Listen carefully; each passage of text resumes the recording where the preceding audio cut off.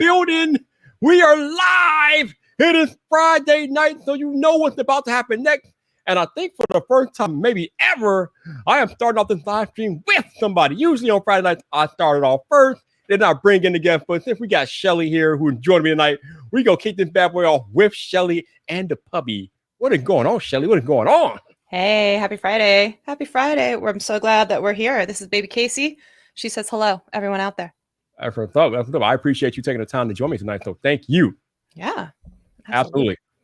No doubt about it.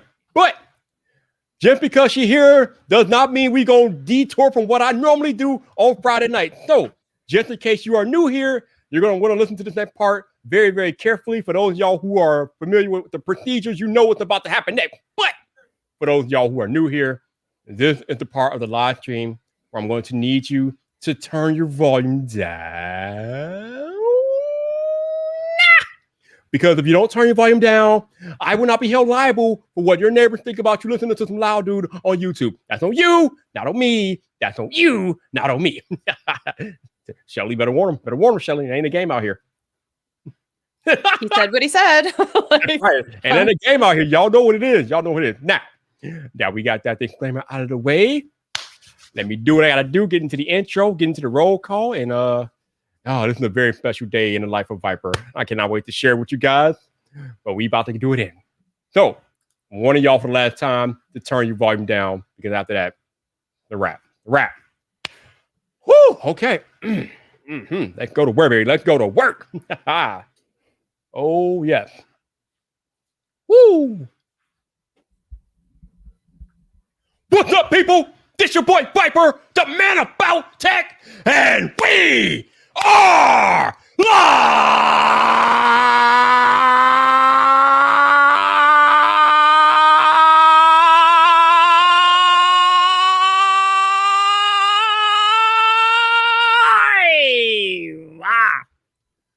Welcome to Friday Night Fight, baby! Woo!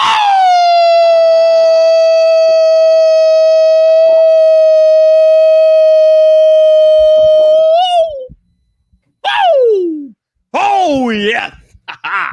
It is that day again. We are back. We are live on YouTube. Now, before I get started with tonight's festivities, let me see who I got in the chat tonight. Ace Rock Tech first on the list, and he's out here trying to dish a wedding. Appreciate you, Ace. Hopefully you have a good evening, man. Thank you for dropping in. Don Colvin is here. What's up, Don? How you doing? We got Jason C in the building. What's up, Jason? How you doing, baby? How you doing? We got Aaron Devlin. Hey, Aaron, how you doing, man? How you doing?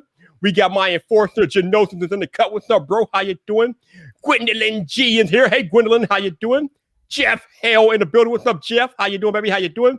We got Tech for Your Needs. What's up, bro? How you doing, baby? How you doing? We got Joey T. What's up, Joey? How you doing, baby? How you doing? We got Yay. What's up, Yay? How you doing? Yo, you got to tell them to make that official, baby. You got to tell them to make that official. They got to stop messing with you. They got to stop messing with you.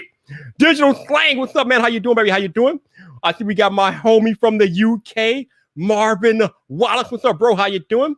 Cool Gamer, who I think has been here for every single live stream I've done this month, which is we are on day 26. Oh, 27. We're on day 27. This is the 27th live stream on the 27th day in a row I've done. So shout out to Cool Gamer for being here. I think all of them. Damn. James Apple, what's up, man? How you doing, baby? How you doing? Who else we got? Oh, we got Annette. Hey, Annette, how you doing? Appreciate you dropping in. Hopefully you're doing well. Gabe out here. What's up, Gabe? How you doing, baby? How you doing? We got Neil in the building. What's up, Neil? How you doing? And of course, it would not be a Friday Night Vibe without my head of security, El Jefe Review. What's up, Jeff? How you doing, baby? How you doing? Oh, we got Joseph in the building. What's up, Joseph? How you doing? What's going on, man? Tech 702. Hey, Tech 702. How you doing, man? How you doing? Oh, we got Stacy Rampy. What's up, Stacy? How you doing, man? Hopefully everything's all right with you. Who else we got? Simply Pop. Oh my goodness. What's up, Simply Pops? How you doing, baby? How you doing? Who else we got? Oh, we got Alex Jackson. What's up, Alex? How you doing, baby? How you doing? And we got we got Raul. What's up, Raul? How you doing, man? Change your name. What's up, bro? How you doing? Serendipity Bakery's here. Hey, Serendipity, how you doing? We got my man Kedrick Foster out there. What's up, Kedrick? How you doing? Crystal White returns. Hey, Crystal, long time no see. Hopefully you're doing well. We got Ethnic out here. Hey, Ethnic, how you doing? What's going on? Darren NY81. What's up, Darren? How you doing?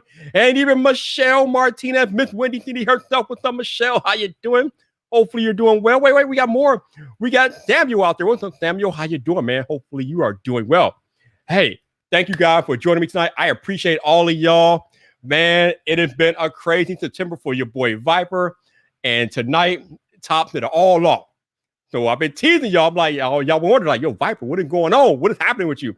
I told y'all that I had a life change coming, but I didn't want to let the cat out of the bag until it was officially official. Well, as of tonight, it is now officially official. So, as I told you all, I have been live streaming for 27 days in a row now. So if you were watching my live stream last night and you have an eagle eye, you will probably notice that I'm wearing the same shirt I was wearing last night on the stream. Yeah, that shirt.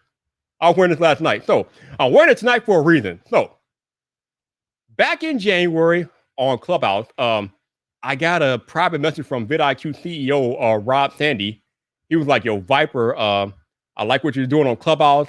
We got to talk one-on-one at some point, this, that, and the other. I'm like, cool. So we never really had our one-on-one conversation. However, I was contacted by somebody else in VidIQ who reached out to me about being a creative partner with them to host Clubhouse Room. So in April, I officially partnered with VidIQ to become a creative partner. And as you guys know, I host Clubhouse Room every Thursday night in the Talking YouTube by VidIQ room, telling you guys how to grow on YouTube and different things like that. A month ago, I got another email from a VidIQ executive, and they were like, yo, Vyyyper, we need to have a video conference. So I'm like, cool. I'm thinking they want to check on the brand deal, see how we doing, see how everything's going. I'm like, all right, fine. I get on the video conference with this man, and it has nothing to do with the brand deal. Nothing. No. He was like, yo, Vyyyper, we've been watching you for a while, man. We love what you're doing, this, that, and the other. And we want to offer you a position at VidIQ, a full-time position at VidIQ. I'm like, whoa, what? Are you serious? Keep in mind, you all, I'm only halfway through the brand deal that I had agreed to do because the brand deal was a contract for a year. We're not even halfway through the contract, and these dudes are like, yo, Vyyyper, I guess they were like, we've seen enough. Vyyyper, we want you to come to work for full-time for VidIQ. So, bruh, I gave him a number. I gave him a high number because your boy Vyyyper don't come cheap. Vyyyper don't come cheap. So I gave him a number. Took a little while to get it done because they had things happening in there and they had to take care of. But eventually they got back to your boy Vyyyper last week. They were like, Vyyyper, we matched the number, bro. We matched the number. This is what we got for you. This is what we want you to do. And if you like the sound of it, cool. We in the building. We would love to have you on. So I looked at it. I'm like, you're matching the number. You asked me to do things that I can definitely do. I love VidIQ anyway. I love the people. I love the service and things like that. So as of tonight, your boy Vyyyper has officially signed the paperwork. So I am no longer a creative partner with VidIQ. You are looking at Vyyyper, the executive producer at VidIQ as of tonight. Oh my goodness, your boy Vyyyper is done with the 9 to 5. It's over with. No more office job, no more commuting, no crap. Remote. Shelly knows it though. She's in a similar position with two buddies, so she knows about the remote work life. Oh my goodness. Shelly trading in that 9 to 5 for that 9 to 8:59. Done. That's all, but you get the 1 minute back. That's what you get. Man. Hey, I appreciate all y'all in the chat. We got D Nimmin out there. What's up, D Nimmin? How you doing, man? How you doing, D? Where you go? Where'd you go? I just saw him. I see streaming. I'll be jumping around too much, man. I saw some fire emojis. Absolutely. Annie saying congratulations. I see that. Appreciate you. Thank you. What's going on? El Jefe is giving you all kinds of party emoji. Yo, appreciate the super chat, El Jefe. We are now co-workers officially, so that's what's up. Yeah. El Jefe, that's what's up. Oh, we got Max B out there. What's up, Max? How you doing, man? Appreciate you. What's up? Yo, Big Cloud, appreciate you, man. Thank you, man. Definitely appreciate you all, man. I'm excited, y'all. That means that if you guys go to VidCon or VidSummit, you're probably going to see your boy Vyyyper from now for the foreseeable future. So I'm pretty excited about that. I was already going to VidSummit this year. There he is, D Nimmin out there. What's up, D Nimmin? How you doing? Oh, we got things coming in. Page Tech, Prosper's out there saying so proud of you. Simply Pops. Man, John. Right. What's up, John? Appreciate you, baby. Thank you very much.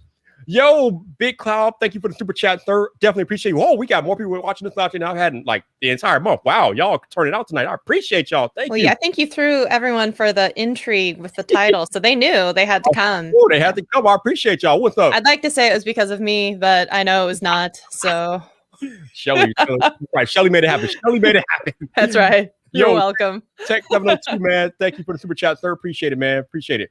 Simply Pop says, yo, man, been watching Vyyyper for a year or two and see this man is incredible. Again, when you put yourself out there like that and you put in the work, things happen. Good things happen. Hey, Susie Valentine's out there. Hey, Susie, how you doing? Appreciate you. Janosin, thank you, man. I appreciate it. Top Tech Geek, late but still great. You only missed the fact that I announced that I am now working full time for VidIQ, sir. I am now an executive producer with VidIQ. So I am no longer a creative partner with VidIQ. I am now a VidIQ employee. So there you go. I'm telling you, like Jeff said, the opportunities that come to creators that put in the work, it is absolutely amazing. Absolutely. See, Jeff says you're right. You're why he's here. What are you talking about? Why? What? I don't even know what that means. You know what's happening. You know what's happening. Yo, Josh, man, thank you, sir. I appreciate you, Josh. Thank you. We got Jonathan. Appreciate you, Jonathan. Thank you. That's right, y'all. We doing it big. We doing it big. But that's not the only thing that Vyyyper went out and did today. I did something else that I said I wasn't going to do. But if you know me for a while, you know that. I think I know. I saw you Twitter painting with T and folks. Your boy Vyyyper had to go out and get a Z Flip 3 because technically T will not shut up about it. When people start talking about a device, they don't shut up about it. I have to go out there and get one for myself. I have to say it was the phone I was most interested in any of the foldables. Absolutely. This thing is something else. I am shocked. I'm like, technically, I can't even put it down. It's like, there's something innately cool about this device, man. I'm trying to master the Falsy Carter, the false pop is what I call it. Whop! Oh, there it is. Oh, okay, I got it. There we go. Let me try it again. Whop! Yeah, the flick of the wrist right there. Yeah. I've been practicing, y'all. I got it. But yeah, this device is amazing. Like, I mean, it doesn't have like top shelf features or anything like that, but the camera is awesome. The flipping and not flipping is cool. I got the leather case because technically T wanted me to get a leather case, so I had to get the leather case. I'm glad I did because this thing is slippery AF. Woo! I saw that Issa Does Tech was also she had that and she had shown the little preview window in the front. I was like, oh, wow, they've made some improvements from the last. It looks really nice, really nice. You got the last time they had like the little tiny display. Now they got the tiny. Yep. You got that going on. It looks much nicer. It's amazing. Yeah, this thing is definitely cool, and I like it. Again, it's not a top spec device, but the other cool thing about this device is that it's $1,000, so it's pretty much accessible by most people these days. So if you want one, you can get one. Yeah. Because last year, the original version that came out last year was $1,400, so this is $1,000 and it's better. So I mean, Samsung did work with this one, so I like it so far. I can't put mine down either. I'm loving it, but yeah, the Z Flip 3, legit. If you guys have any questions or anything about it, let me know. We can talk about it. But Shelly, how you been? Appreciate you joining me. But how have you been? I've been good, busy, but good. I got a lot going on these days, so sometimes it's I pop into some of these live streams like, hey, just for a minute, gotta say hi because I'm trying to stay, in with the community. But I gotta say, you will probably soon discover the same. But I left a job that was pretty cush, and I work 3 times harder now, and I'm like, that was smart. Good one. but it's good. It's all good. But yeah, I have found that I think my own productivity and output has definitely declined, but I am finding fun ways to keep myself entertained now. I don't know if I told you this, but I started a new TikTok and YouTube channel just for funsies, stuff that like no one would ever associate with me. I don't even show my face. I don't use my name anywhere in it, which I usually do. And it's been fascinating just to kind of have that out and be in the first 48 hours and just have fun and be playful. Yeah, I mean, that's the beauty of life, having fun. And I'm pretty sure I'm going to work harder in this job than I have in my last job. My last job, I'm pretty much sitting there doing jack nothing. To be honest with you, I was just sitting there all day watching paint dry, more or less. But I'm excited. I'm excited to not have to drive to work every day. I'm excited not to have to be in an office and deal with office politics and all that jazz. I'm over it. I'm done. Yeah. I can work at home in my own house, chilling out. Saving money on stuff that I had to spend money on before and having a new opportunity, which will allow me to further my own YouTube thing going on. So I'm excited. I'm ready to rock and roll. Yeah. Shelly's like, he has no idea what he's in store for. I see that face over there, Shelly. I see that face. We'll talk in 3 months, rookie. Be like, I love it, but I'm tired. I love it, but I'm we tired. will talk in 30 days, Shelly. Yeah, we will. Talk in 30 I'll be days. there. I'll see you very, very In a soon. month from today, Vyyyper will be in LA. A month from today, baby. I'm coming to LA. Oh, I can't wait, Shelly. We going back, Shelly. We going back. We're doing it up just like last time. Yeah. She's going back. I am so glad that they're not canceling it, that they're still happening on. Hopefully all the speakers can still make it, but it should be an amazing event. Oh, I know that they've capped the event. They lowered the attendance, and I think there'll be a lot of virtual people watching, but I applaud them for still trying to do something, but keep it as safe as possible. So. Oh yeah, absolutely. I mean, the mandates are in place anyway. Now our governor of Illinois, I think today or yesterday, he is now mandated that the entire state, if you're indoors, you have to wear a mask regardless if you're vaccinated or not. So we have that too. Yeah, I'm pretty sure that's at this point it's probably a whole country thing, but yeah. I mean, I don't know, but besides the indoor mask mandates, I don't know how much more you can do to combat what we're going against. I mean, people are going. Well, there's always vaccination. We're not going down that path, but you know what I know. You know what I know, so we can't even go down that path. But I know. Oh my goodness. Well, I guess I'm a little hypersensitive to that because I have a family member who works as a nurse, and it's just disturbing that statistic seems to hold true. That, and I don't want to get too much into it, but 96% of the people that are in the hospital where she is affected by that, all unvaccinated. So. Okay, so let's have a serious talk between me and you for a second though, because I gotta eat crow a little bit, because I remember, I think it was probably 2 years ago now, you were all excited about vertical video, and I'm like, nobody doing vertical video, Shelly, stop it. But then TikTok comes along and the whole game changes, and Shelly probably looking like, yeah, I told you. No, I'm just mad at myself. I didn't get in on it even sooner, and go like full bore vertical video stuff. Yeah, it's still a thing, man. And you know that TikTok is going to be trying to test out up to 10-minute videos. Why? Why TikTok? Why? Here's the thing. Like, if you're good at something, just stick with what you're good at. Nobody going on TikTok to watch 10-minute videos. Nobody doing that. But a lot of people thought that people wouldn't watch a 3-minute video. A lot of people thought people wouldn't live stream in vertical format either. So, I mean, what do we know? Sometimes, okay, just as a aside, not that you're in this world, but I had a friend of mine, she had a wedding postponed with COVID and everything like that. But so she went and had a small civil ceremony, just her and her now husband. And they decided at the 1-year mark to do an anniversary vow renewal. And there was about 15 of us up on a roof, like outdoors. And it was the Friday or Saturday before the mask mandate hit on Monday. So it was like the last thing that got to happen outside. It was kind of fun. But about a month previous, we decided to do like four or five girls, like big outside, event. And it was going to be her bachelorette party. Like we went to an outdoor pool and we went to an outdoor dining thing. And like what's so fascinating just about everything. Wait, I lost my train of thought. Just forget it. I'll come back to it. I had a whole story coming and it's just gone. The squirrel brain. I saw something shiny. I saw my puppy. And where did we start with this? We started with COVID. We started with, it's Friday, dude. Where did we start with this story? I swear to you, there was a point on this. There was a point on the train. Just walk me backwards. Where were we? I don't know. You were at some point you were talking about math and mandates and weddings and something. Oh, yes. I was gonna say shit. Wow. Sorry. This moment, and I said you're not in this world, but I decided that I was gonna clean out like all of this beauty closet that I have, just stuff that I've never opened, stuff that I'm not going to, stuff that sometimes brands will send me, and I brought it as a grab bag thing for the girls at this party. Right. And I was just like, I dumped it out all on the table and I was like, this is actually like thousands of dollars worth of product. And I said, go to town. You take what you want. I will take home the empty box and recycle it or something like that.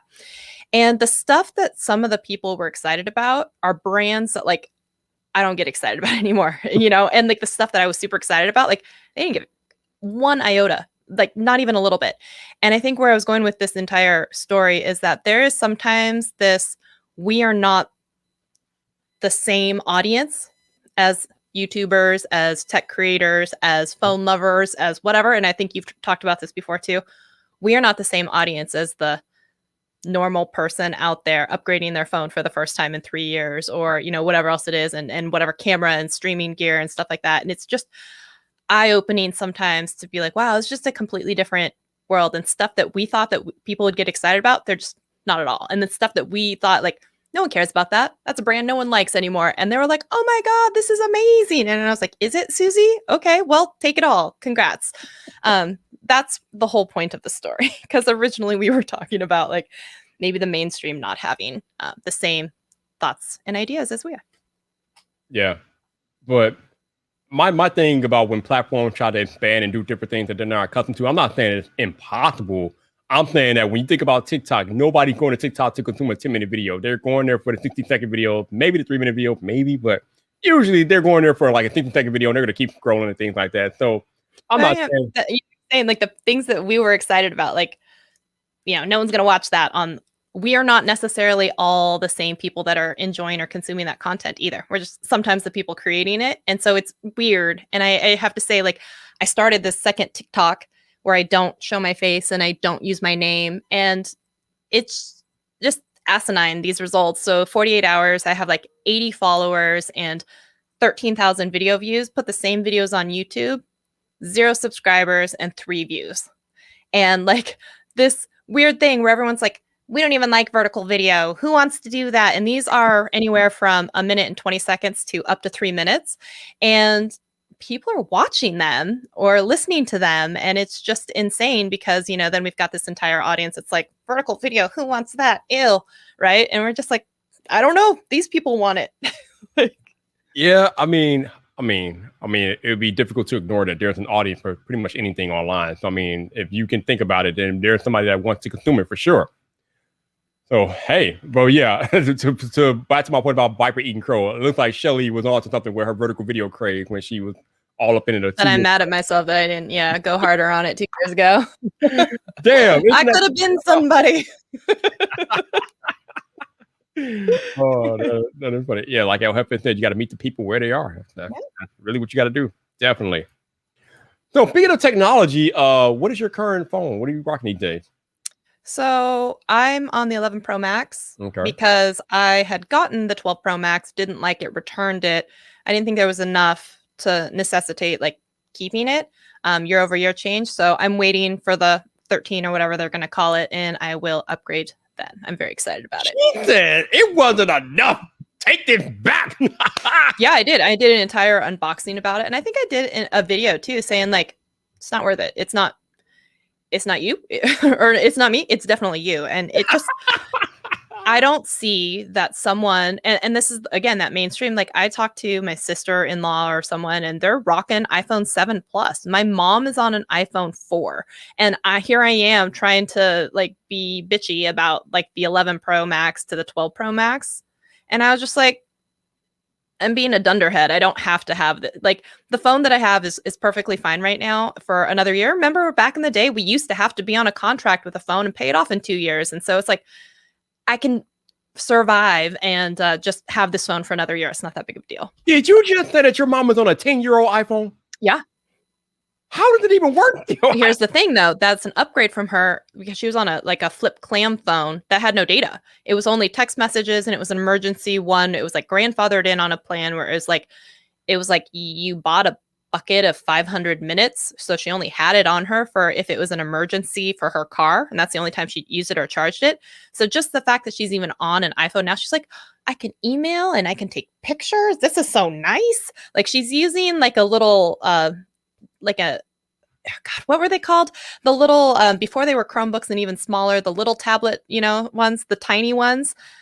Like she had one of those with an Intel Celeron processor still rocking that thing, like it's probably 10 years old. So, I mean, like she just does not upgrade technology quickly. And so here I am being like, oh, my 11 Pro Max was just the same. Like, and I had this moment and this epiphany where I was just like, I'm not super excited about the differential delta between these two phones because you should feel excited when you update your phone and it's like, wow, this display is so much nicer, or wow, this is reacting so much better, or wow, this app is running when it was tapped out before and I couldn't even download an update.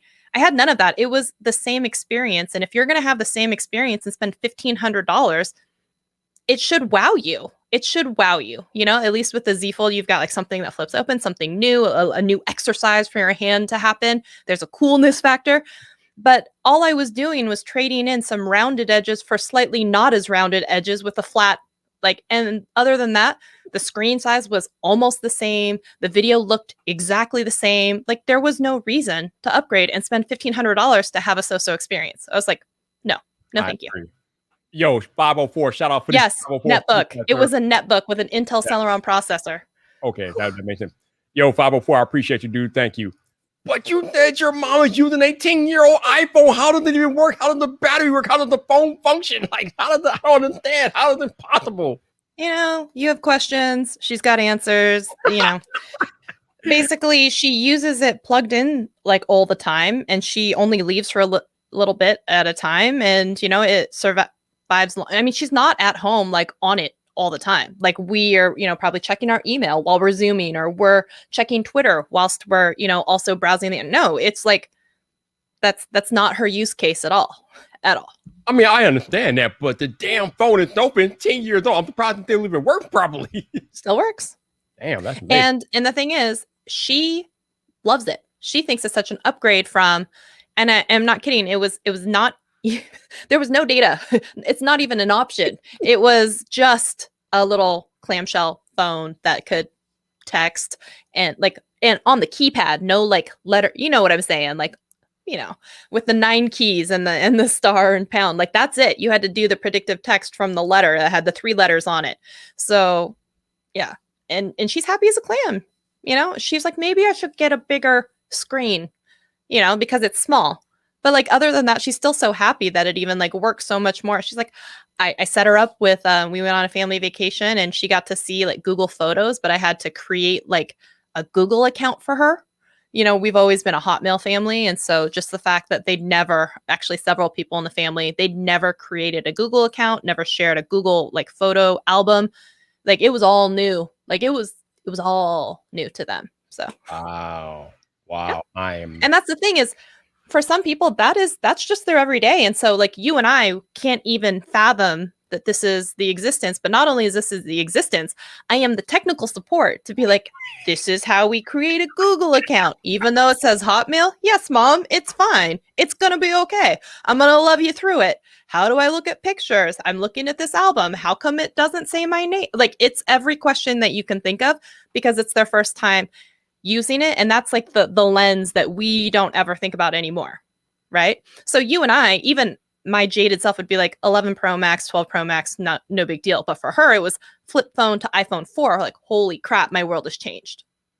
You are a brave, patient, gentle soul, Shelly. You are amazing. I don't know who I was talking to, or I saw it online or somewhere. They were saying that one of the programs that they think the government should fund is just technical support for our older generations. So people can call if they're lonely or they want to figure out how to set up a Hotmail or a Gmail or a Google account or whatever else it is, and just sit there and love them through it. Yeah, that would be something. As long as we don't leave the leaders of the government to be working a technical support line, because they don't know a damn thing. But I digress. Yeah. So, what else is new in the life of Shelly? I think you got the cute doggies over there. You're doing. You got 2, yeah. Your doggies over there doing big things. What else is going on? We're in the middle of a very big remodeling project that has been going on for almost 2.5, 3 years. So. Okay. Hopefully in a few weeks that'll be done. And I've been doing some different speaking type stuff. I mean, but it's not about me. Let's talk about you a little bit. What are you, by the way? But we will talk about me for 1 second. I'm going to say one thing. I am speaking on the eCam YouTube channel weekly on Wednesdays. We're doing this Lunch and Learn series where you can learn something about vertical video actually in 20 minutes and then get on with your day. So that's been running for 4 or 5 weeks. I just interviewed Chevy Dude this week. Nice. And next week I have someone else, a pretty big TikTok/YouTuber. And I'm trying not to say that so that people actually tune in. But those have been really fun series, and it's going to be running up until the Leap into Live boot camp.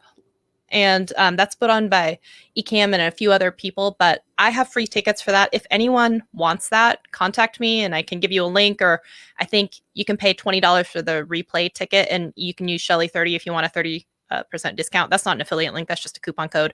But if that's something anyone is interested in, reach out, contact me or whatever, and I'll send you a link for that. But that's been super fun to talk about that over there. So there's that. Talking about how they had a program back in San Francisco where elderly people could get help on tech stuff from teenagers. That's pretty cool. Nice. Yeah. Well, they have a lot of volunteer programs where people will come in to like either assisted facilities for elderly or for people to in some of these adult communities, the 55 plus, they'll have like almost like tech office hours from people that will volunteer to come in. And so you could come in and be like, how do I set up my printer? Or how do I set up a router? Or how do I, hook up my brand new phone? And like a lot of the times, like the appointments slots would be full, like just full. And they were always calling for more volunteers to help because just there's a lot of questions, and we take it for granted, but a lot of people have never been exposed to some of that before. Oh yeah, definitely. I mean, sometimes this tech stuff can be a little complicated, so it's nice that there are people out there available to assist with that for sure. Yeah. Yo, Dr. Ello, what's up, man? How you doing? Sorry, I was saying that was the only reason we were going to talk about me for a second was to invite people to the boot camp. But I wanted to ask you, what's the new job entail? What are you going to be doing? Like, congratulations on that. Like, tell us all that you can tell us about that. Yeah, I know a little bit. So basically it's gonna be a little bit of content creation. I think it sounds like they're gonna have me doing a bunch of different things. So when they talked to me about it originally, it was gonna be 50% of me creating content and the other 50% of me working with their creator partners. But I'm gonna be working with the marketing team as well. So there might be some marketing going on somewhere with that. So yeah. Obviously VidIQ is still a startup and they're still growing. So there's a lot of things that all of us are gonna have to do just to help the company out. So we're just going to be doing the things that I'm pretty sure you have going on at TubeBuddy as well. So yeah, we're just going to be doing all of the things. Yeah, all the things. All the things. Yep. That sounds about right. Yeah. That's so cool. I'm excited. It's going to be fun. I kind of wondered if it was going to be something like that just from some of the hints that I saw on Twitter, like signing paperwork. And I'm like, oh, paperwork usually comes with a new job or new like something, or I'm about to sign an NDA for this new product that is launching or, like stuff like that. And I was like, I think I know. Yep. I think I know. Yo, what's up, Adam? How you doing, man? Thank you, and congrats to you on getting 20,000 views in the first 24 hours of a video. Hey, that's amazing. Congrats. Teach me your way, bro. Same. Same. There. What's up, man? That is up. But yeah, it's just funny because if you would have told me in 2021 or before 2021 began that I would be in a position to get a job with VidIQ, I'd have been like, what? How? What? No, not really. But this is what happens when you become a content creator and you learn the different skills that it takes to be a content creator, and then brands notice. And here's the thing. This didn't just happen like quick, fast, and in a hurry. VidIQ have been watching me for a long time, at least probably a year. Yeah. This is why I tell you all, you never know who's watching you or how long they're watching you. Even brand new creators, from the moment you upload your first piece of content, you are being watched. I've told you guys this over and over again. You have to be cognizant of what you're doing on social media. You have to be cognizant of how you interact with your community. You got to be cognizant of how you respond to trolls and negativity and things like that, because that is all being watched. Oops. But seriously, it's being watched at all times. When you're a content creator, there is no such thing as off the clock, especially if you're on the internet, because you're being watched whether you're on YouTube or on Twitter or wherever, Facebook. Someone's watching you, and they're watching to see how you conduct yourself. They're watching your content. They're watching all of it. So VidIQ has been watching me for a long time. And earlier this year, they came to me with the, I guess they want to take do a test run with the creator brand partnership. So we did that. And I guess they like what they saw. So now here we are. I am now a full-time employee with VidIQ. So here we are. I think it's funny when you said that, because immediately I started thinking of like, oh, you mean like the time when I made a entire video with just all the insults that I get on the daily? Like, oh, you mean that time where I called them out? I'm like, don't have that be the entire library of your body of work. But you know what? I have to your point, absolutely. Once you're, and I know that Jeff or El Jefe, I'm sorry, had put it in there earlier saying like, not only that, but when you're in bedded into a community, when you give back to the community, when you are, part of that entire ecosystem, like people know who you are, or like your name will come up at the right times, or opportunities will present itself because of your name coming up at the right time, or people knowing who you are. And I have to say the same thing kind of happened, between myself and TubeBuddy. Just, it was a very long trajectory. It was, actually, it was funny. I was in a meeting today and we were talking about, hey, we haven't made this video since 2019. And I'm like, oh, that's funny. I made that video on my channel in 2018. And that was just one of those moments, like round circle, where I was just like, wow, I've been talking about, this company, or this was a direct action of happening because of Facebook group post. And then this happened where I went down to VidCon, and then this happened. And then 4 years, 5 years later, here I am working at this company that I just happened to tweet at one day and be yelling at them. And so you never know when you're in the right place at the right time with the right people and find the right opportunities. Seriously. Like El Jefe said, so true. It's not who gets the most eyes on them, it's who gets the right eyes on them. Exactly. I'm so glad you said that, because I remember back when I was first starting out, I think I was complaining to Roberto about how nobody would watch my videos. And Roberto told me back then, he was like, it's not about how many people are watching your videos. It's about the one person that's watching your video that could change your life. And that is so true, because even if you put out a video that gets maybe 20 or 30 views, it literally only takes one view to change your entire creative journey, man. And that's why you guys got to be aware of what you're doing online, and put effort into your content, and just have fun. But at the same time, just be aware that you're being watched, and you never know what opportunities, when, or how they will present themselves to you if you just keep putting in the work. Because somebody's gonna notice you. I've said this before. Content creators, new ones, ask me, Vyyyper, how do I get noticed? Blah blah blah. And I tell them, if you keep putting out content on a consistent basis and getting better and better, someone will notice. It's YouTube. But it's up to you whether it's going to be a good impression or a bad impression. Yeah. YouTube is not as big as people think it is. YouTube is pretty small. It's really not. It's really not. Somebody will notice you. Yeah. Oh yeah, for sure. And in fact, I used to say a little bit of the same analogy when I would liken it back to real estate, and I would be like, I had a house listing where one person came through the open house. One. And by all intents and purposes, you could say that open house was just a big fat flop and failure. But guess what? That one person actually ended up buying the house. It was amazing. So I was just like, I'm feeling pretty good here. I have a 100% track record for people I've shown this house to. But you never know. And here's the thing is you could have 50 people tour the house, but at the end of the day, you can still be under contract with one. So again, it's about the right person, so yeah. Yep. Seriously. And if you're in a position where you feel like you're not there yet, or you're not getting the eyes there yet, just keep going. Don't give up, because I told you guys before, the difference between success and failure is choice. You can either choose to succeed, or you can choose to quit and fail. It's up to you. But if you keep going, the sky's the limit. Somebody will notice. For sure. For sure. But how are you feeling? Are you feeling a little bit more relaxed? You can let the cat out of the bag. You don't have to be careful about what you say, online for that particular thing. Just feeling relieved?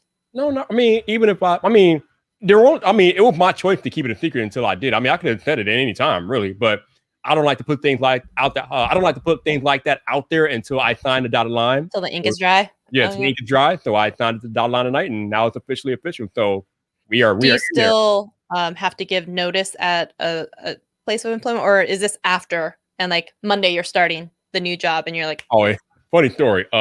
When I got the video call last week with the verbal offer, I put the notice in the next day. I'm like, okay, I'm leaving. Yeah. I'm gone. Bye-bye. You don't get 2 weeks, you get 10 days. Okay. Yeah. I'm here for another 10 days and then I'm gone. Bye-bye. Yep. So funny. When I gave notice to my work, because I had a verbal offer as well, they ended up, that's a whole other story, but they ended up being like, what can we do? Let's talk to HR first. And I was like, but I'm leaving, but I quit. I'm not gonna be here anymore. I'm gonna be there. Mm-hmm. And they did not like that. So they're like, but how do we keep you here?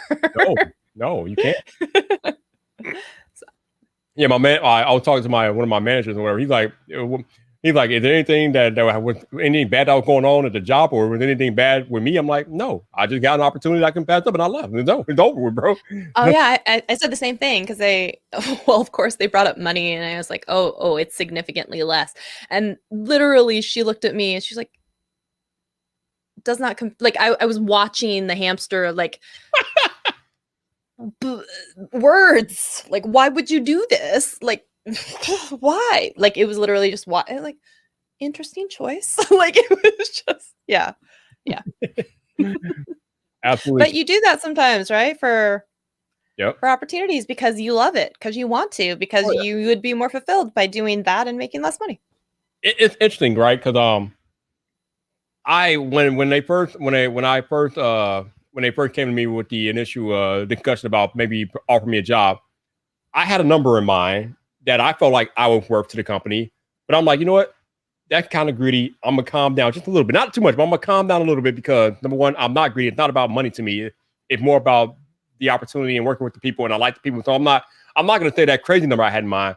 I'll give them a slightly lower number, which I still think is realistic for me, but I think that we can work with. So that's what I did. I know exactly what you mean. I did the same. Because I was like, I know you can't match this number, but can you make this number happen? Yeah. And I was like, please, can you get to this number or higher? And I'm coming to work here. I've definitely had that. So yeah, because again, for me, it's not all. I mean, obviously, I want to make the money that I feel like I'm valuable, and I want to make the money that I think I should be making. But I'm not. It's not about money. Plus, I have a YouTube channel that's growing, so the money coming regardless either way. So I'm not even worried about the money that much. But I did want to make the money that I felt like I was worth. So, but sometimes also, like, you are taking that chance because you get introduced to this one brand, or you make this connection, or you have something that would have never come had you stayed at another place, even making, $20,000 more a year or whatever it is. But the opportunity that comes from working in this industry with these people is like so much more priceless, So. Yeah, and like I said, and VidIQ, there's some amazing people at VidIQ, and I have friends that work there. Shout out to El Jefe and Travis for kind of talking with me about some things before I took the offer, so I appreciate them too. And it's funny now, I've got 3 of my friends working there. What's up, guys? What's up? Yeah. What's up? No, I'll see you all, right? In LA or something. We're huddling in LA. Team huddle in LA. You're like, but when we go out to dinner, like, no one can wear anything like branded, because we can't have that on the interwebs being like, what is this? Fight. Although I was funny, I was going through my pictures when I was at VidIQ. I was going through my picture from when I was at VidSummit in 2018, and in a lot of my pictures, I was wearing a TubeBuddy t-shirt with a VidIQ lanyard. I know, right? Because they were like one of the headlining sponsors that year. Yeah. You know what's really funny about that is we were doing a panel at Vid Summit, right? It was one of those with like everyone on the couch, and we were doing it in shifts, and everyone who was part of the streaming team and rotation was like, oh yeah, if you have time, stop by. We're going to do this live stream. And I remember at one point looking over, and like, I was like getting the eyes, and I was like, what? And they were like, it's because we were about to go live and I didn't even realize. I was like, oh god, okay, yeah. Yeah, you don't know, man. I mean, you don't even realize it. Yeah, you don't realize, right? So I was like, okay, I get it. I'm sorry. Yeah. I mean, they weren't mad, but it was just like, come on. Like, yeah, you can't do that. Yeah. I'm like, we're about to go live. Come on. Pull yourself together. Be aware what's happening. I always call it situational like awareness, and I had none apparently in that moment. In that moment. I mean, and that's another thing. Like, I'm really done like hardcore brand deals as far as YouTube go, but that's a lot of times you gotta be aware of stuff like that when you're making brand deals on YouTube. Like when you go to shoot a video, you can't have different brand stuff in the background, or you can't be wearing, like, if you're doing a Samsung video, you can't be wearing an Apple Watch, like like it's all the stuff that you got to think about as a creator when you're dealing with. Or like you could get in trouble because you're wearing your Sony headphones while you're talking about like something else, and you're just like, oh, dude, really? Like even that, or like you can't even tell, and they would be like, dude, you can't see the branding on the microphone, but we know that's sure. Like it's a very distinctive outline. It was like, no, you're not going to do that and rock let's say a Sony sponsored video. They're going to be like, you need to put that out of frame or something. Yeah. Yeah. It's all these things that we have to be aware of and creative when we are doing this branded stuff. But yeah, I mean, it's funny because it's common sense, but it's stuff that we don't think about. We don't consider it in our everyday lives, and we don't care. Like, why would we care? But the brand care. They care. They care a lot. They care a lot. Like they'll ask you to like redo something because you typed something into a search bar and it came up with a video from their competitor, because you used the keyword and someone made a video out there comparing that product versus another product. And they're like, we don't want anyone seeing that thumbnail, ever stopping the video and seeing that title. Nope. Like, okay, got it. Yeah. All right, so I realize I'll be going for 45 minutes, and there's people that are just getting now getting into the stream and they don't know what's going on. Yeah, so I will recap what's happening. So, as of tonight, well, actually, as of early this evening, your boy Vyyyper went from being a creative partner with VidIQ to being a full-time employee of VidIQ. I am now an executive producer with VidIQ. So, I work for them like El Jefe does, like Travis does. I am now a VidIQ employee. They came to me a month ago with an offer of an actual job, being a content creator / a creative partner director, different things like that. I'm like, cool. I'll threw my number out there. They matched the number. I signed the paperwork, and we in the building. So I am now a VidIQ employee. So that is what the news is. So yeah, I told my current employer that I'm leaving in 10 days. Bye bye. See you later. So that is it. We're done with that. We're done with the 9 to 5, the office life. I'm done with it. Your boy gets to work remotely for the foreseeable future, and I'm excited. And I said, yeah, sure, 9 to 5. Yes, right. 9 to 5 is gone. You're right. You are saying goodbye to that sweet, sweet 9 to 5 life. Gone. That's right. You don't know. You will. I guess so. Hey, Albert, man, thank you, man. I appreciate you. Thank you. And P. Meister, thank you. Appreciate you guys. I appreciate y'all. What's up, Savage Scientist? How you doing, baby? How you doing? But yeah, that's my good news. My other news, which y'all are probably aware already, is that I picked up a Z Flip 3 today, even though I thought I wouldn't get this device, but technically T wouldn't shut up about it, so I ended up getting one, and I like it. Very nice. Yeah. If I was going to get any of the foldables, it would have been that one. I'm currently trying to master the Flossie Carter pop, and I think I got it down, y'all. I think I got it down. You gotta flick the wrist like pop. You need to throw a little sticker on there, like FBI agent or sheriff or something, so it can be like the badge flip. To have it be like the Vyyyper, like little snake logo or something, and you'd be like Vyyyper. I like that. Man about tech. And you hit him with the flip. Hit him with the flip. Oh, literally flip. You hit him with the flip and be like Vyyyper. Oh, love it, man. But this phone is awesome. Like I mean, the cameras they're not new, but they still take damn good pictures. And just using the device, it's so thin and light, and when you fold it up, it's like almost not noticeable in your pocket. Yeah. I like it. I like it. I may ruffle a few feathers here, but I was watching a video I happened to see today, Jason from Painfully Honest Tech, and saying like everyone needs to just calm their boobs around like the whole overheating and the 4K 60 on the $450 phone. I guess, yup. Like he said what he said. I would fully agree with that and just be like, that could piss off some people. But I'm like, come on, seriously? Yeah, I agree. The come on seriously is for other people and like their unrealistic expectations maybe for what that like and the capability. I'm like, really Susie, are you really using 4K 60 all that often? You're gonna try and like edit that on your like anyways. Oh my god! Oh my god! That is perfect timing! Because when you say the man's name, when you say Painfully Honest Tech, he magically appears in the background. Oh, he did? Yes! Oh. You didn't know it. They didn't know it, but I didn't know it. Earlier this evening, my man Painfully Honest Tech asked me to come on the show tonight because it's been a long time since he's been on Friday Night Vyyyper, and I said absolutely. And the moment you start talking about him, here he is, Painfully Honest Tech. What's up, Jason? How you doing? I agree with you. I'm right there with you, and I think people need to manage their expectations. I love it. Thank you. Good evening, folks. How you doing? Hey, good to see you. What are you saying about? I like your I like the background. I know you had asked some people, and you had the new I like it. I think it looks great. Yeah, I've been slaving away in my absence. I think it looks really good. Really good. Thanks. Sorry. Yeah, I was just actually going on this little tirade, but saying that I had seen your video and that I fully agreed with you. And I think that people need to manage their expectations. And I don't think a lot of people are actually really needing first of all, 4K, 60 frames anyway. But I can't. I'm trying so hard to and I just can't. Nope. No, I mean, somebody was saying in a comment, they were like, oh, it's this, that, or the other thing. I'm like, this video isn't really about the Pixel. This video is about, tech nerd culture and how tech nerd culture is like, just needs to check itself.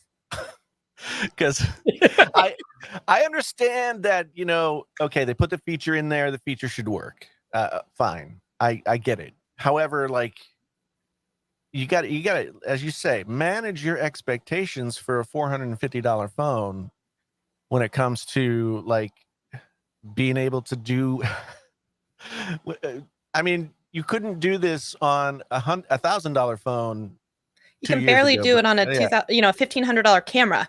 Like I can shoot 4K 30 on my Sony A6400, which is still like $900 for the body before the $500 lens. You know what I mean? It's just like, I get it. And I get that people feel like they should be able to have what they want. And I'm like, sure. But like, I agree. It shouldn't probably overheat, but y'all forget how angry you got at the Sony 5100 and A5000 before. Like you could only do 4K in spurts of about 2 minutes because at the 5-minute mark, it would turn off internally for cooling off. So people forgotten that camera was $400, $599 as well. And I'm like, maybe you can just be fine with the fact that this telephone, like as my mom would say, this telephone will let me see photos, will let me actually get email, will let me sign up for a Gmail. You know what I mean? It's just like, are you really buying the $450 phone and making like cinematic masterpieces? If you are, great, good for you. But like, I just don't see that as happening.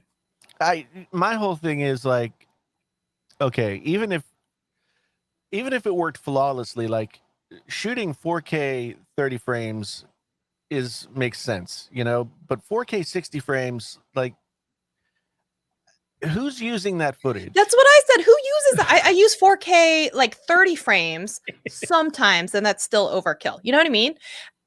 I don't see the need to like be up in arms about it. Yeah, I was talking to Tech Odyssey on Twitter, and he was saying he shoots everything. He shoots all his videos in 4K 60, and I'm like, more power to you, brother. But that's a lot of processing power. That's a lot of bits and bytes that you got to work your way through to get your video done. And obviously he does fine because he puts out like 15 videos a week. But can I ask, okay, if someone out there is going to shoot 4K 30 or let's say 1080 240 when they're doing their buttery smooth B-rolls, everyone does. Like when you throw that thing up on YouTube and some people are watching it on a phone that tops out at 720 or 1080, they're not even doing it because of data plan overages anyway. And I'm like, I get it, but like for the majority, like right now, like I'm not trying to throw you under the bus, Vyyyper, but you said I don't pay for 1080 streaming on StreamYard. It's not worth it to me. Guess what? I have a 4K camera. I'm sitting here pushing out a 4K signal, but it's capturing it and putting out 720.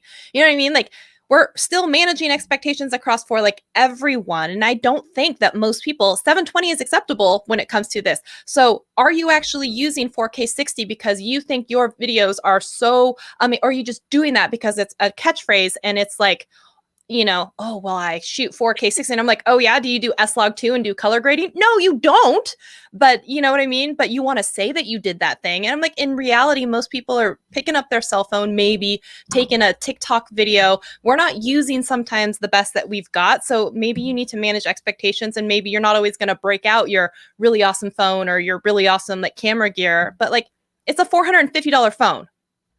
Yeah. Like really $450 phone. So that iPhone that I returned that was $1,500. Sure, it can shoot 4K 60, but it didn't fit in my life and I didn't want it. So I didn't need to pay for that feature. So I don't know. It's just. Yeah.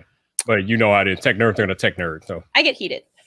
But I'm saying like, yeah, the tech nerds, it's not the same as like real life. Just like when I was saying like that makeup, all that I gave out to all those girls, not based in anything in what makeup beauty world cares about versus real world. And that's what I'm saying. It's one of these things, all these tech nerds, let's say, I'm losing or gaining no friends tonight. All these tech nerds are like bickering amongst themselves about how like so disappointing and how could they do this? And like someone else out there is like, dude, there's a phone for $450 and I don't have to spend $2,000 on a Samsung flagship phone. This is the best thing ever. Yeah. And go ahead, Jake. I mean, the thing that we've seen happen in the past 3 years with smartphones is that smartphones have gotten so much better. You know, the features that used to be luxuries at flagship prices are now expectations at $500, right? And the flagship phones haven't really gotten that much better. So No, but they get it's more expensive.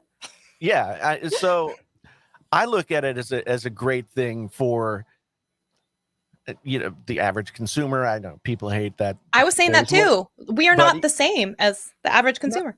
Yeah, and I just think that at the end of the day, like you make the argument for the phone based on the customer that's intended for it to use it, right?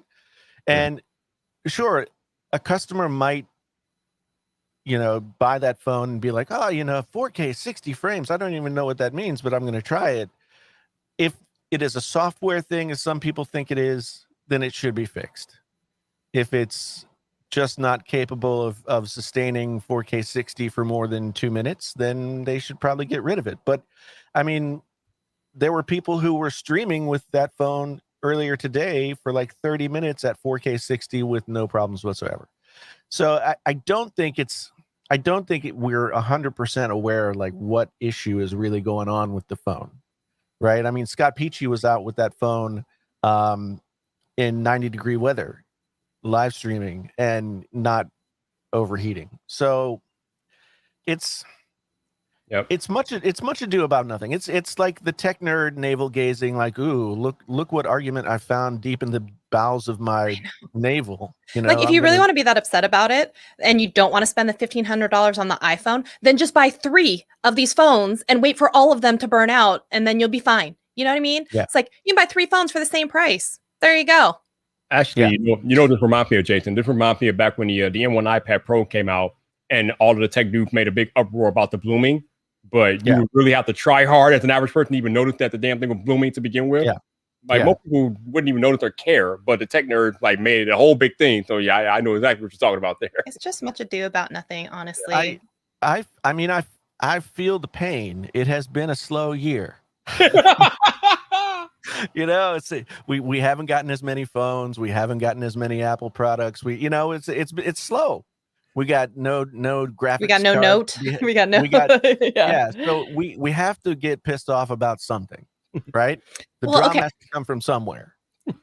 I just want to say there's a couple of like comments here. So one is like, oh, I think the A7S III, and I'm like, yeah, that camera's $3,000 before the lens, So yeah, it should shoot that and all the things. Or it's like someone else was saying, hey, I do like some of this stuff and I put it on like TikTok, or I put it on, let's say, like Instagram. You know that a lot of people out there don't even realize that you have to go into your Instagram settings and enable high def uploads. So it doesn't even matter half the time when people are actually taking this beautiful footage and then put it up on Instagram Reels to be like, why does it look so crappy? Well, also because, Susie, you took it from Instagram and you got it from TikTok and you went through Snaptic or Musically Down and you like took another file, like compression of it, and then you wonder why it looks crap. Shelly's going in. So go ahead, Jason. Well, that's the whole thing with all of this stuff is that, at the end of the day, we're talking about less than 7-inch screens. I mean, for me, this was last year. It was the 120 hertz display. I'm like, you're talking to me about a 7-inch screen that it makes a huge difference to you that it has 120 hertz or not? No, it doesn't. Yeah. No. I mean, but people swear to God, they're going crazy. They're like, oh my God, you're blind, you're old, you're whatever. I'm like, I'm just a little bit more realistic about what my expectations are. It's like, yeah, there are some times when 120 hertz is cool. I'm like, it's nice, but you know what? I'll probably turn it off to save battery life. And the thing is, like, you got no content at 120 hertz. You're playing games at 60 frames. So the majority of the things that you do that you really look to be improved by the frame rate, the frame rate is not. The frame rate is helping you have smoother scrolling. Or I think people also like get this misconstrued with like these pieces of technology that they don't even have or / they don't understand. So if you take like the lossless audio and spatial audio and like people being like, how come my little plug-in headphones don't make it doesn't sound any different to me? And I'm like, well, no, Susie, it's not going to. Like, well, yeah, and the spatial audio thing, like I made a video yesterday about the spatial audio situation, because Apple has done this thing, and they've done it in the past, where they say spatial audio, and sometimes they say spatial audio with Dolby Atmos, right? Spatial audio is like an additional thing on top of Dolby Atmos, and it's only available in AirPods Max, AirPods Pro. Like there, one or two pairs of Beats are the only place that you can get spatial audio. Every other time that you use that format with Apple Music, you're listening to Dolby Atmos, right? So, and my point in my video was, if I'm listening to music and I turn my head this way and the singer's voice stays there in my left ear, that's annoying. That's annoying because like there's not a visual representation. Right? I'm sorry, I'm not laughing at you, Jason. It was Sagi. Like I always use Susie in my I want to know example. too. I want to know too. You always bring up Tootie. What did she do to you? Nothing. Susie is just the easiest like name that rolls off my tongue, and she is the scapegoat for everything. I blame everything on Susie. I'm sorry. Go ahead. No, that's totally. I don't blame you. I can change it to Sagi from now on. Like I've got this fictional guy that I talk about all the time, Vyyyper. Oh man. So Jason, speaking of phones and iPhones, I got the Z Flip 3, man. Are you planning on getting one of these? Oh, yeah. I ordered the Z Fold 3. Ooh, okay. And I was all set to get it like when everybody else was going to get it. And then 2 days ago, I got this email from Samsung that my order had been canceled because something went wrong between them and Verizon. And so I reordered it, but I can't get it until the 3rd. Oh, okay. Well, so, I mean, it's coming. Yeah. But it's like I try and do what I need to do in order to like be on time with this stuff, right? Yep. So I can talk about it when everybody else is talking about it. And then, there's always some kind of hiccup occurs. So I've got it coming, and I'm actually looking forward to the Z Fold 3 in a way that I haven't looked forward to any of the other phones. But you had the Z Fold 2 though, didn't you? Yeah, and I returned it. Right. So I guess I'm confused. I don't know why you're so excited about the Z Fold 3 when it's not much different from the Z Fold 2. It's one hyphenated word. S Pen. Support. Okay.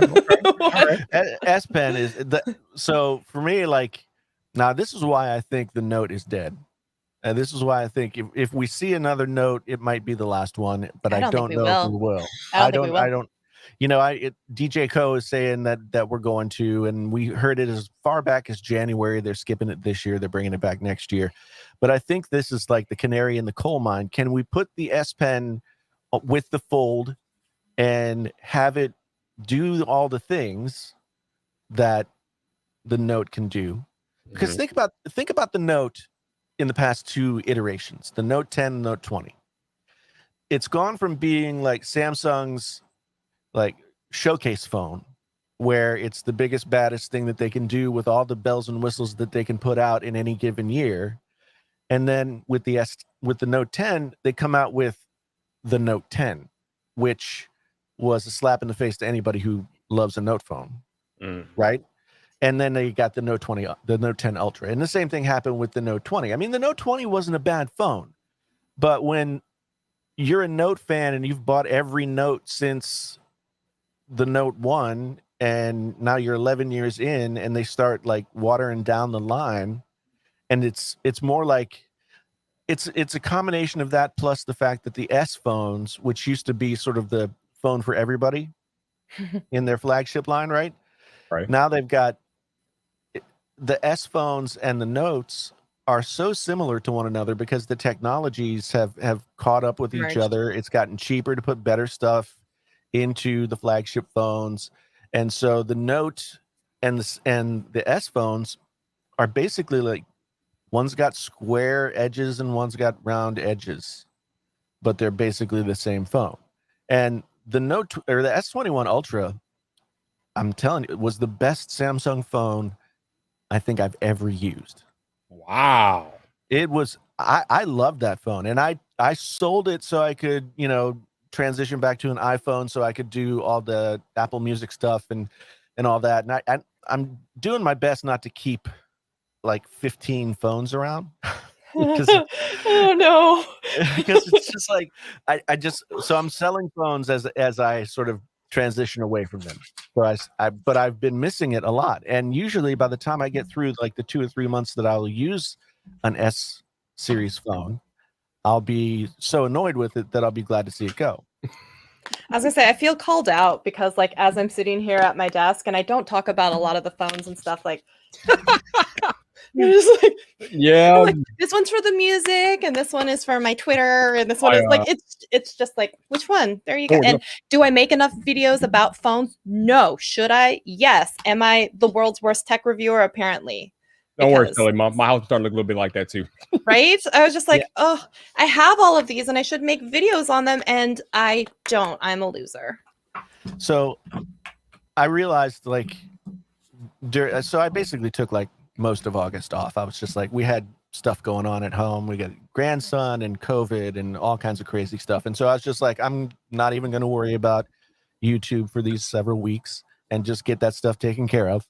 And I just started to look at what I had around the house, and I was like, I don't have a savings account, but I have thousands and thousands and thousands of dollars worth of shit here that I don't use. Yeah. You know, like I've got stuff upon stuff upon stuff. And if I've got 5 different 5.1 surround sound systems. I've got like, I've got home pods and Sonos and like all kinds of speakers. I've got so many phones. I've got all this stuff. I was just like, you know what? I'm going to just sell these things on and got myself. I feel the same way. I started like trying to like get rid of like the technical clutter. I say that as I just flashed you 6 phones, but like I decided to change out. Like I went from Canon to Team Sony. I went down to a local camera shop, even though I knew I would get way less. I traded in 4 cameras and I got a new like Sony one because I'm just like, I'm sitting on all of this tech and it's just ridiculous. And that's why I'm saying like, we are not the typical, user or consumer. And I'm like, why do I need a Canon 80D, a 70D, like a Sony, ZV1 and a Sony 6400 in this, think I might do it. Like I have this, what you call the fantasy self where you're like, oh, I'm going to start making videos about this. I'm going to have multiple angles and I'm going to do this. And I've done none of those things. I've done none of them. Yeah. So like, no. Yeah. And my problem is like, I'll go get stuff thinking, I got to make a video. I'm going to make a video. Yeah. Oh yeah. I'm going to make a video on this one. Did I? Not a single one. Not one. And so I've just been like, okay, I'm going to actually just have the things that I'm going to make videos on, and that's, so it just, because I realized that what I was doing was feeding my addictive personality in the form of just buying things. Like I found myself like buying $1,000 worth of stuff like weekly. It's like, why don't I have any money? Right. Well, and like that whole, like, you never know who's watching. I don't know how in the world with all of my iMovie tutorials, someone from Team Pixel was like, hey, can we send you a phone? And at first I had to be like, is this person even legit or real? And then I was like, thank you for the phone that sits here and helps play my music that I am supposed to make a video about that I haven't. And it's no wonder why I haven't gotten any more phones since. And I'm just like, well, yeah, I have that feeling where it's just like, I need to make content and I just am not. Yeah. Team Pixel. I was released from Team Pixel. I made a free agent by Team Pixel. I was surprised. I don't even know how they even ever found me or why they thought, oh, you know what we need to do is send the iMovie girl a phone. Yeah. It makes no sense. I told Peachy, I was just like, what? Why? But I was like, I'm like, thank you. It's beautiful. But like, but why? Yeah, I need to beg for one because the 5A is actually a much more interesting phone than I think a lot of people want to give it credit for. I know a lot of people want to just like, there are the people that drool over the Google phones, just like there are the people that drool over the Samsung or drool over the Apple and all that kind of stuff. But looking at the 5A, looking at the whole A series Pixels, I mean, Google is offering so much value to, Oh my gosh, yeah. I mean, if you want to pay monthly on this thing, you're looking at like $18 a month on your bill. You know, it's a really great deal for a phone that's like, you know, it's got a Snapdragon, what, a 765, which is only which is a flagship level chip from like 2 years ago, but still, it's a powerful phone. It's got 6 gigs of RAM. I mean, but You know what's funny is I'm sorry, I didn't mean to interrupt you. No, I was just going to say 128 gigs of storage. I mean, it's AR capable. It's, yeah, I mean, this is what I was saying about the fact that people are complaining about the 4K 60 is that, like, okay, so 4K 60 is something that not too many people, it's a niche feature at best, you know, and it's not a niche feature that a lot of people who are like investing in a $500 phone are going to use, because most people who do 4K 60 are going to want to do something with it, right? Yeah. They're not doing baby videos in 4K 60. No, not really. So I was gonna say though, I really enjoyed this phone, and this phone is like what, a third of the price of this phone, and it's like, honestly, I don't feel like this is a downgrade.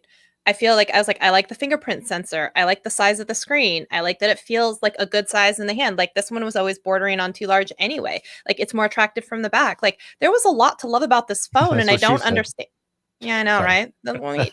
And I just don't understand sometimes that like people are like, oh, like the Pixel phones are trash, and I'm like, no, dude, your opinion is trash. Allegedly, it's a good phone. Oh And yeah. They make solid matches for sure. Yo, Savage, thank you for the super chat, sir. Appreciate you, man. Don't remind me about the note, man. I'm missing my note this year. I'm missing my Yeah, that's what I was saying, is just that the whole, like, this has been a weird year. Like last year was when COVID was really like in our lives, right? And it's coming back now, yeah, because we missed it. But this is the year where it seems like we're like, you know, the industries are suffering, right? Because all of the things that COVID slowed down and impacted last year have now caught up with us, and we have all these shortages, and we have, you know, the economy, strangely enough, it felt like the economy, you know, with stimulus checks and everything else, it seemed like things kept going, but now like it's getting real out there a little bit. And so this has been a weird year to talk about tech, and that's like one of the because it feels reasons. frivolous to tell people to go spend $1,500 on a phone when they're worried about the fact that they, you know, they're just hoping and praying that the moratorium on like being kicked out of their apartment is like gonna hold, you know, because a lot of them can't. Yeah. And so just between all of us and the internet, I guess, this sometimes constant obsession that we do, and you see this a lot in the beauty community now, it's like, this one's so good, you have to get this, your life isn't complete without this particular phone, and oh my god, if you don't have this one, like I don't know what you're doing with your life. And even though it's like, but I just upgraded 6 months ago, or I just upgraded a year ago, or and it's like this very much like there's no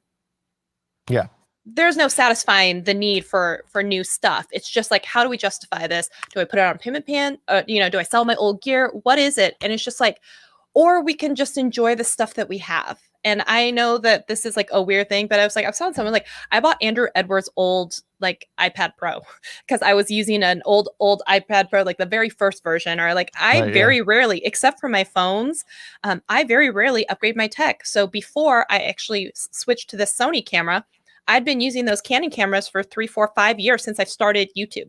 And so it's not that usual that every time, and I see it when I'm on tech Twitter and stuff, and be like, oh, I just got the A7 III, or oh, the ZV-E10 just came out, or oh, and it's like you have this constant FOMO that whatever everyone else is buying is what you need to have in your life. But here's the thing, I was telling someone the other day too, it's like, well, I don't feel great because my videos are in 720, or I'm in 1080 30, or whatever it is. And I'm like, here's the thing, is if you're not a good storyteller with this iPhone or this Pixel or whatever it is, like having a $3,000 camera is not magically going to make you a better storyteller. So why don't you just start making better stuff now? Yeah.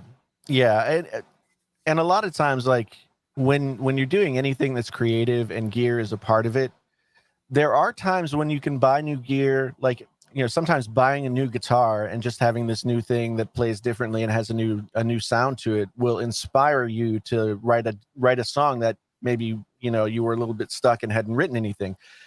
That can work. But if you're just buying stuff, and you can always kick that can down the road if you don't at some point say as a creator, like, okay, now I have a critical mass of stuff that none of this is holding me back, whatever level that is for you.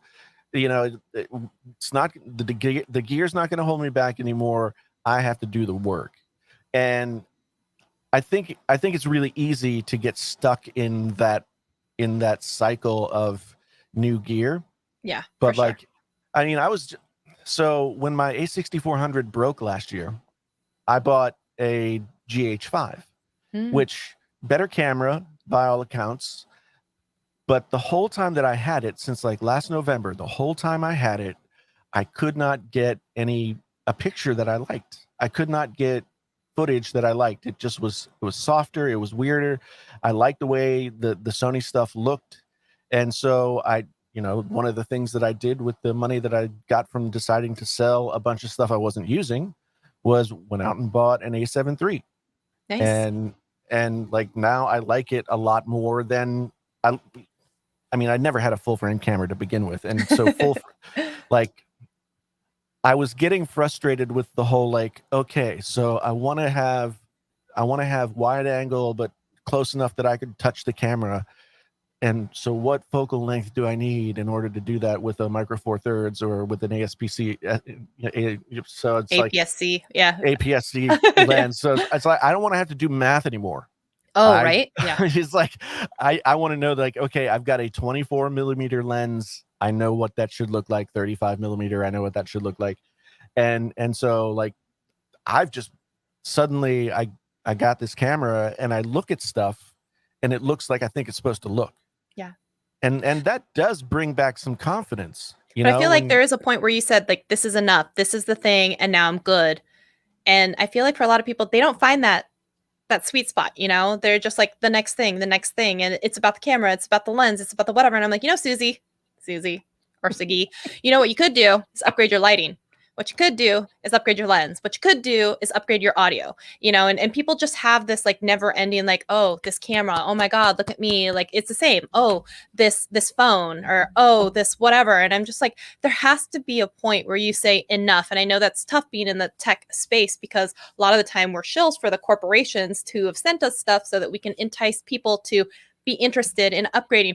But it's not the people upgrading from Pixel 4a to Pixel 5a or Pixel 4a to Pixel 5. It's supposed to be the people that are upgrading from iPhone 7 to iPhone 11 Pro. You know what I mean? Like, that is supposed to be the natural progression. And what we all take for granted is just like, oh, you're not on the S20, you're not on the S21. Like, oh my God, even who are you? You know what I mean? Like, that's what irritates me a little bit about the tech industry sometimes, is because we spend so much time talking about gear that all of a sudden we look down on this, like, oh, that's just a personal pet peeve. Well, that's one thing that I thought a lot about. I've been thinking a lot about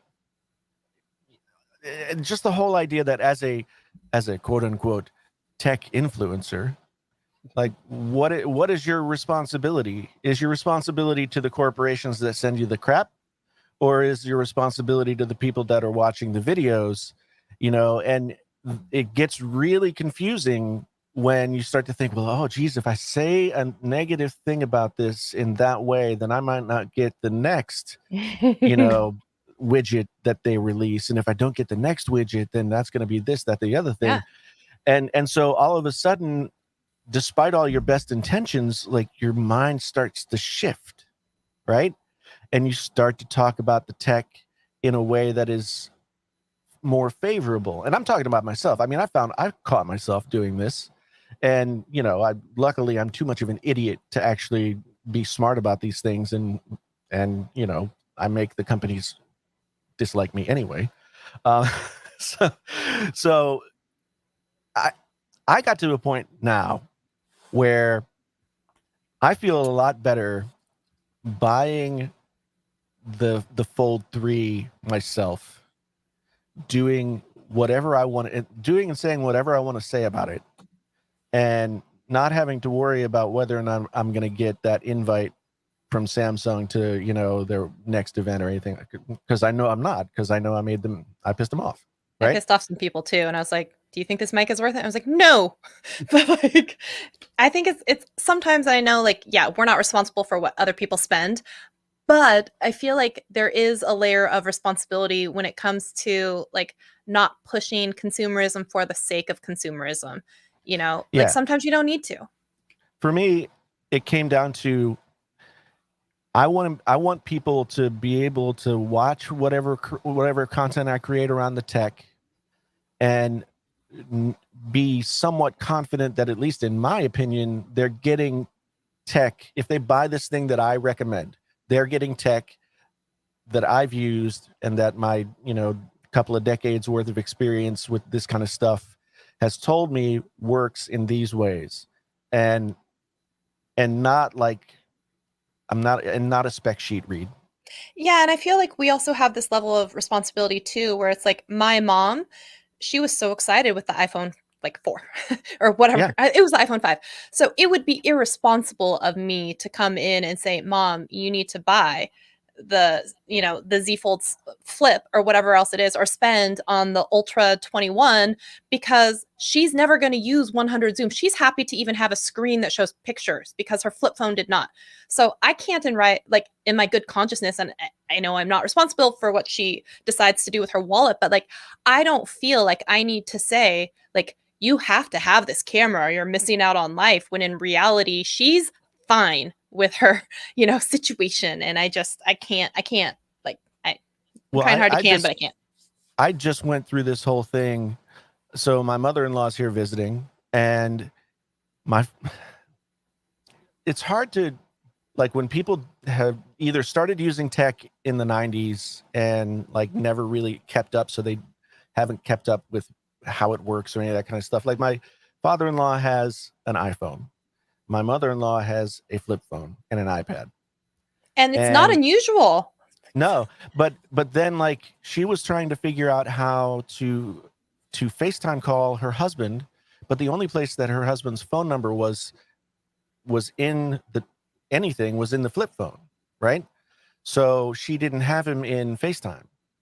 And so I had my daughter's old iPhone XS, and I'm like, I'm giving you this iPhone. Okay? We are gonna by hook or by crook get you into the 21st century using this, like teaching her like why it makes sense to save your passwords in your phone, in I was your saying that the iCloud. government needs to fund, I don't know if you caught this earlier, a technical support for the older generation or people who just maybe who've never been like in it. So to also help save families. Yeah. Yeah. Well, I mean, whenever I visit with my in-laws, I'm always trying to like help them understand how these things benefit them, right? Because I mean, my father-in-law has a notebook that has, each page is something that he signed into, and every iteration of his password for like the last 15 years that he writes down. Yeah. Right. And so every time he needs to go onto a website, he has to go and look up the password and type in all the stuff. And I'm like, the world is easier to live in Right. than that, Right. And I, like, my whole thing is, this technology will save hours of your life. If you use it the way that it's intended to be used, you will save hours of your life. And I mean, my in-laws are not young people anymore. I'm not a young person anymore. So imagine, they're not young people anymore. Do you want to spend 30 minutes trying to get your password into one website, or do you want to like live your life? No. You know what I mean? So it's hard, because if anything, when the internet started, it was a much more clunky, manual kind of thing, and now it's become like smartphones have become the hubs of our existence, and living with smartphones and doing the things that we need to do for our lives has become a lot easier with smartphones. But if you haven't kept up with that, then it's like being dropped into 50 years in the future and you don't know what to do.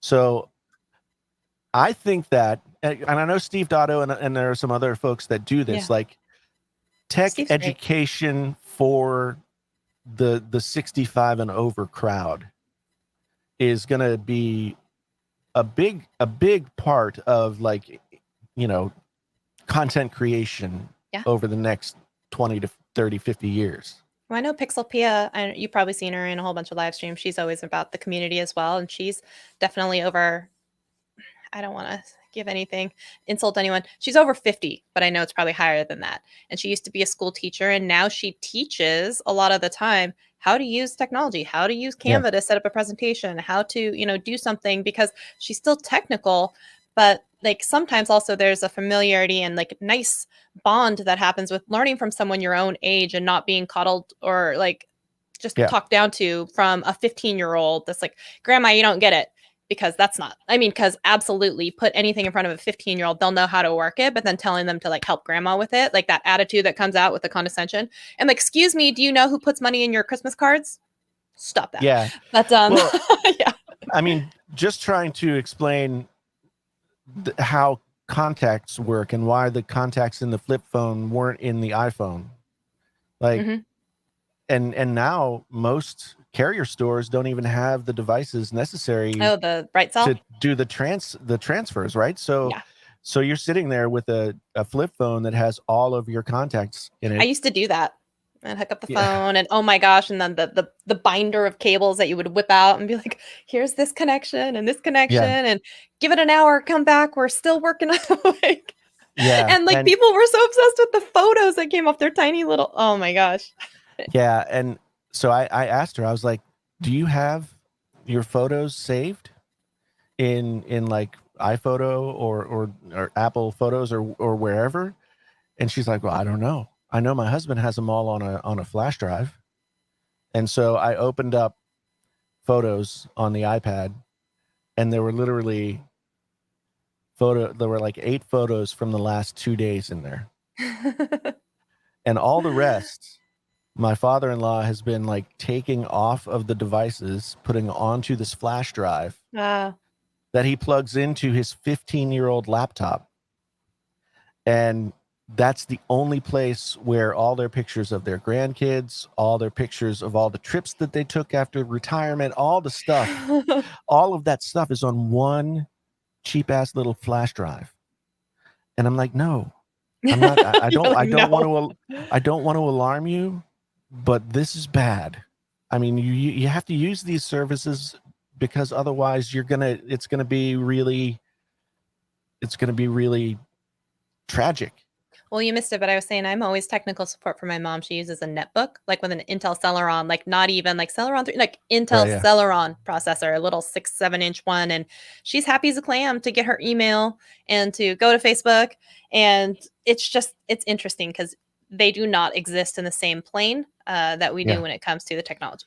Well, my father-in-law won't buy a new laptop because no laptops are sold with disk drives anymore. Like CD drives. Yep. And so I said to my mother-in-law, I was like, does he not know that you can buy for like $40 one that plugs in via USB, and he could watch all the discs that he wants to watch or whatever it is that he does with them? No, he doesn't know that. So, but a 15-year-old laptop is like,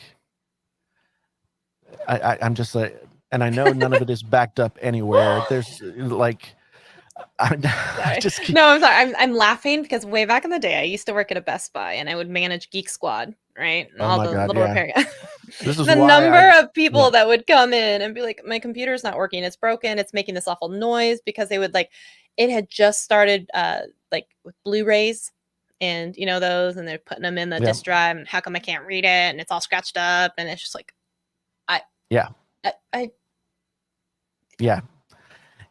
memories.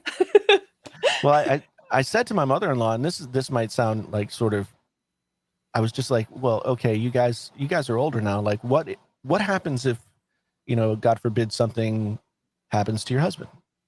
And he's the guy who has all the passwords in the notebook and has all the access to the 15-year-old laptop. And knows which one of the cheap flash drives has all the photos on it. Like it's not just the memories. It's like bank accounts, all kinds of stuff that doesn't exist anywhere but on this ancient technology. And I want to try and, I mean, I've been down the road of like, to the point of like smashing my head against the wall, kind of trying to help them understand. And so today I was just very calmly trying to explain how iPhone contacts work and why, if there's not a phone number in the contact, then you can't call the person, but you might be able to FaceTime them because their FaceTime is attached to their email address. That was a mind bender. Yeah, no, I get it. Every time I go home and I visit my mom for the holidays, well, it used to be my dad too when he was here, but they would have a list. It would be like, okay, you're here for the holiday. You had dinner. Now get to work. And it was always like this, all technical support. Yeah, start charging a bench rate. I wish. My bench rate was $65 an hour. They housed me for many, many years, and so they're my family. Yeah, it's crazy. And like, just contrast that against the stupid arguments about 4K 60 frames overheating. Right. And that's why I'm saying like perspective. Yeah. People, it's very easy to live inside of a bubble and like get into these insular conversations where stuff seems to matter a whole lot more than it really does. But every once in a while, I think you gotta poke your head up, take a deep breath of like clean, clear oxygen, and realize that the Pixel 5a is a kick-ass phone. It's a great phone. Regardless of what it might or might not do with 4K 60 frames. Because at what point in history could you get the best camera, at least for stills, on a phone, plus all of the other features that it offers, a big fat battery, a processor that's not going to drain as much of that battery, so you're going to have more battery life. I mean, it's a perfect thing, So I think it's great because it's going to encourage people who maybe have resisted smartphones because of the price tag, or because price, it's going to encourage them. When the Pixel 4a or Pixel 4 first came out, I think I ended up getting one. This 4a for my mother-in-law, and she was on like an old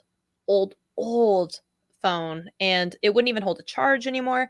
She was tickled pink. She loved it. She thought it was the best thing ever, and this was a $399 phone, it was exactly 400 or 450 at the time, and I'm like, she was so excited to play the Scrabble on it.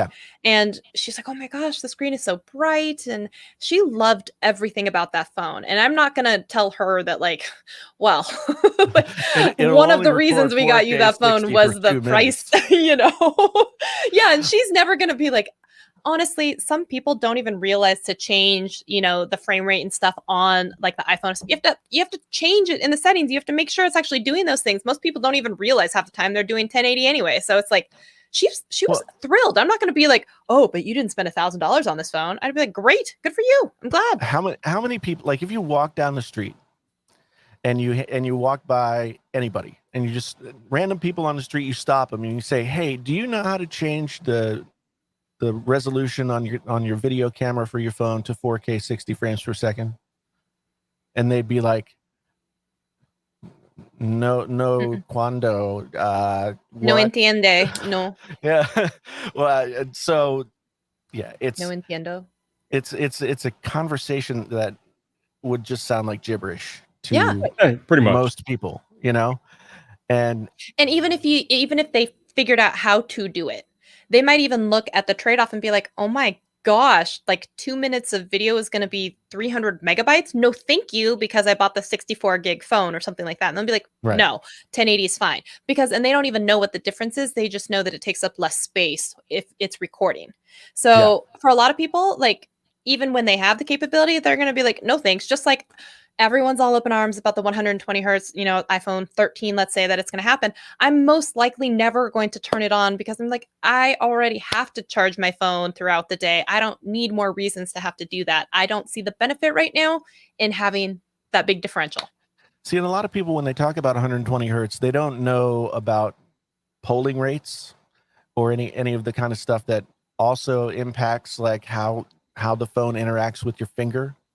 And so like with the iPad Pros, the polling rate of the iPad Pro screens are different. So when it needs to be 120 hertz, it is. When it doesn't, It switches. Right. And a lot of other, that's the technology that's trickling down to a lot of phones that have 120 hertz. But at the same time, like I still don't think that there's anything about the screen on this phone, iPhone 12 Pro Max, nothing about this screen that says to me I'm having a subpar experience compared to the Galaxy S21 that I had before I got this. The screens are different. The technologies are the same, but tuned differently.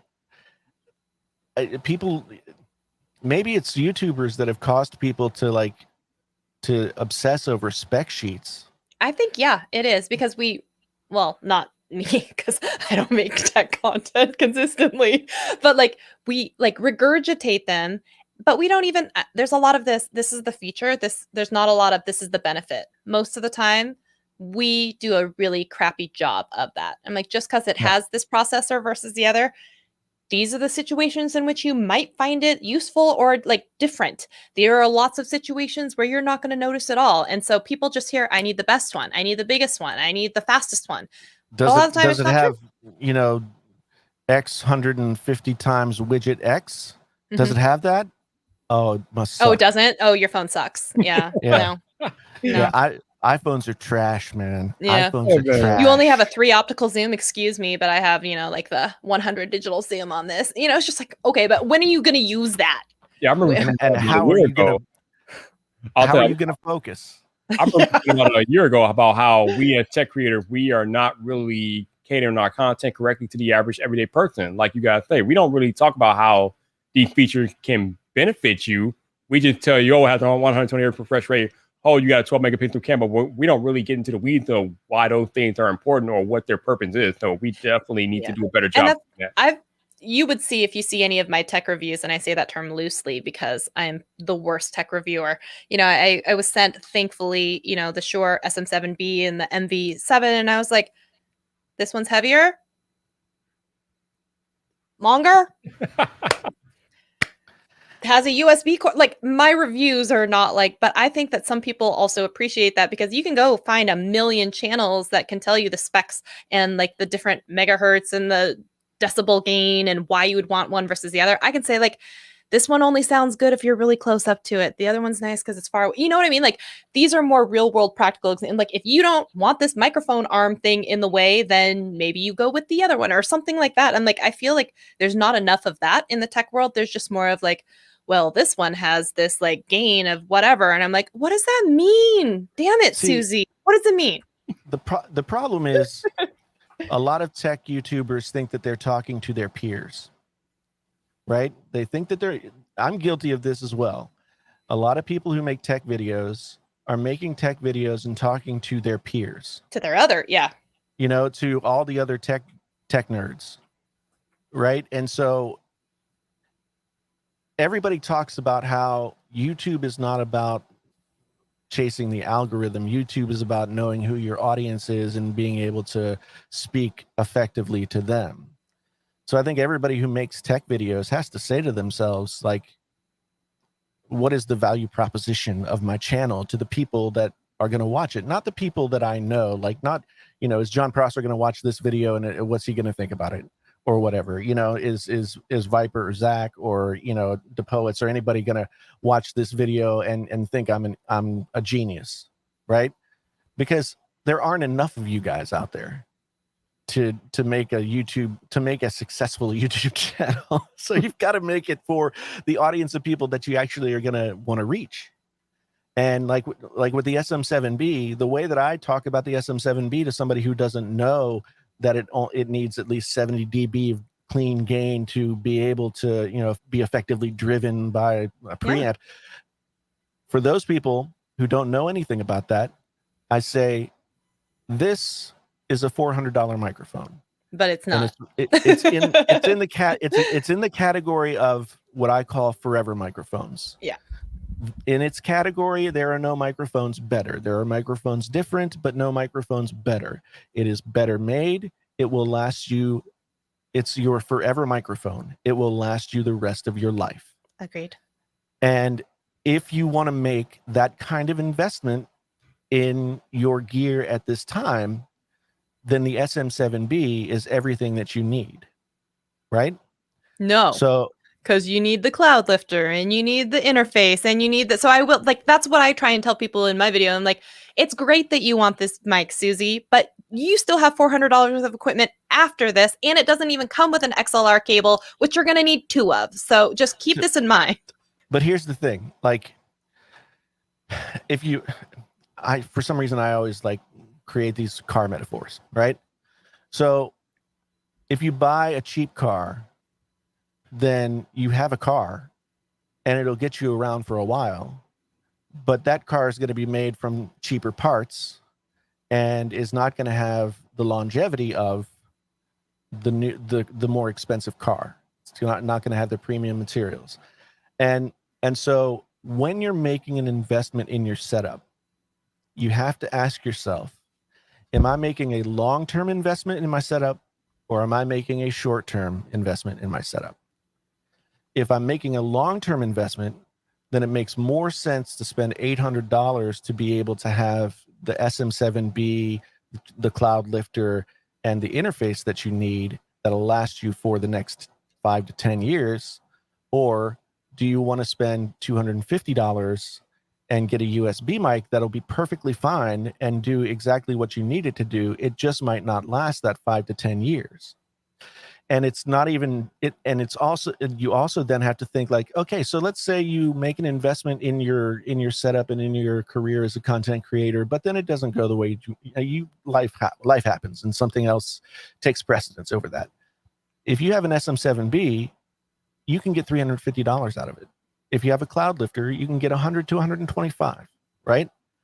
If you have $100 USB mic and a cheap monitor arm and stuff like that, just put it in the closet because nobody wants to buy it.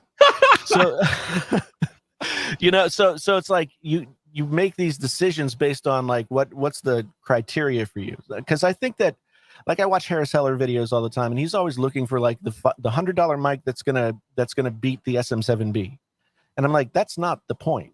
Like, nothing is actually going to beat the SM7B. It might offer more value based on what value proposition you as a consumer can put onto it. Like, what are you trying to buy? Are you trying to buy the best, or are you trying to buy what's going to get you by for this amount of money? And that's, to me, like with studio gear, that's always the thing. I mean, if you told somebody, like, you can make perfectly good videos on your iPhone, right? YouTube videos on your iPhone, fine. But if you made YouTube videos on your iPhone using only your iPhone microphone and you made the video sitting 5 feet away, that would be a problem, right? Because that's going to sound like shit. So, but the problem is tech YouTubers say, oh, the problem isn't that you're using the phone. The problem is that you're not using the Sony A7S III. Instead of, your problem is you didn't buy a $20 Boya mic that can hook up to your to yourself. Like, we try and like shove certain types of content and certain types of gear down people's throats, and I feel like we always do it in this like backwards order, because for most people, they probably have an extra iPhone or something laying around, and they probably should just get themselves a nice set of lights and a microphone and just call it a day, and then later, way down the line, upgrade their camera. But maybe that doesn't make us as much money in an affiliate link or something like that, or it's not the coolest thing that just came out that the company wants us to show. And that $20 lavalier microphone doesn't generate any views on a video. Mhm. Nobody gives a crap about the totally useful but not sexy $20 lavalier microphone. So nobody makes videos about that. But the A7 III is a super expensive, damn sexy looking camera that, you know, you could talk for years about that, all the different features on that phone, and you could, you know, You could talk for years about just getting through the menu system Yeah. on the camera. and so like people make decisions about their content, you know, not necessarily on, again, like what is going to be the best thing for their intended audience, the people that need to watch their videos to learn how to do the thing that they want to do, or to learn about the products that they actually need to buy. They make videos based on what's going to get some views. Yeah. You I know? find it the same way though when it comes to software programs or different subscription services or whatever you want to call it. So people will, you know, be up in arms and say that they have to have an iPhone 13 at $1,500, but they wouldn't rather instead have a Pixel 5 for, you know, $499 and spend, let's say, $500 a year on the Adobe Creative Suite or on TubeBuddy or on VidIQ or on some other thing, because they don't necessarily see that same return on investment as they do with some physical piece of gear that is in their hand, but one probably has a good amount to also help them with. So I find it strange that we just put these priorities on these other things and just expect people to be like, yeah. Well, I think when it comes to like the triumvirate of lighting, camera, audio, for people who want to make YouTube videos, I feel like audio always suffers and is left And it to should be last. like the most important. Like audio and lighting, I always say recommend upgrading before you upgrade whatever you're shooting on. You could be shooting on a potato, and I would still say go get a better microphone, because what you are is now a video podcast. But like seriously, just like people, it's always Yeah. in the reverse order. Take care of the Yeah, audio. I mean, I can't tell you, like I actually put something up on Twitter as well as on my YouTube community page. Like what makes you click off a video? Yeah, and how fast do you go? I saw that poll. I was creeping in the answers, and I couldn't believe how many people were like sponsored videos. And I'm like, Yeah, and commercials. I was really Yeah. like ads. And I said to somebody left a comment that made it sound like they didn't fully understand that the creators aren't responsible for putting the ads on there. I mean, in this day and age, you could be not monetized and still have ads on your videos, right? But see, that's the whole regular people don't know that. They're just taught to assume that, God dang it, these greedy, you know, MFers. Now, the people who complain about 8 mid-roll ads, that is the creator's fault. Yeah, that. What are you, Ace Family? Oh my gosh. I don't know if you ever saw that video. I think it was their house tour, which is now being like foreclosed on. It had 20 ad breaks in like in the video, and people were like, seriously? And some of them were like unskippable. And that is unforgivable. I don't care who you are. That is unforgivable. That's a good way to get canceled. That's how you cancel. I mean, the thing is, like, even if you get 1 million views with 20 ad breaks, like, how much money are you really going to make? How much compared to like the 3 ads that might show up in a 10-minute video, right? I mean, fractions of a penny per ad. It's not exponentially like, you know, it's not 10 times more because you put 10 times more ads. I'll tell you that. But like, yeah, some of it is egregious, like just so bad. Like, no. Yeah, Terrible. and Terrible. It's I don't know. But I will say, I get irritated when people are like, I know Philip DeFranco has a sponsored portion in every single one of his videos. I just, you know, push the fast forward a couple of times and through with it. I'm never going to go and be like, how dare you, Philly D, like have a sponsor on this free news show that I watch Monday through Friday, you a-hole. And I'm like, how do you think people are supposed to like finger quotes around the news? Right. And I'm like, okay. And I'm like, how do you think people get paid? You know, and all of his shows get demonetized because they're news. You know what I mean? It's just like, come on.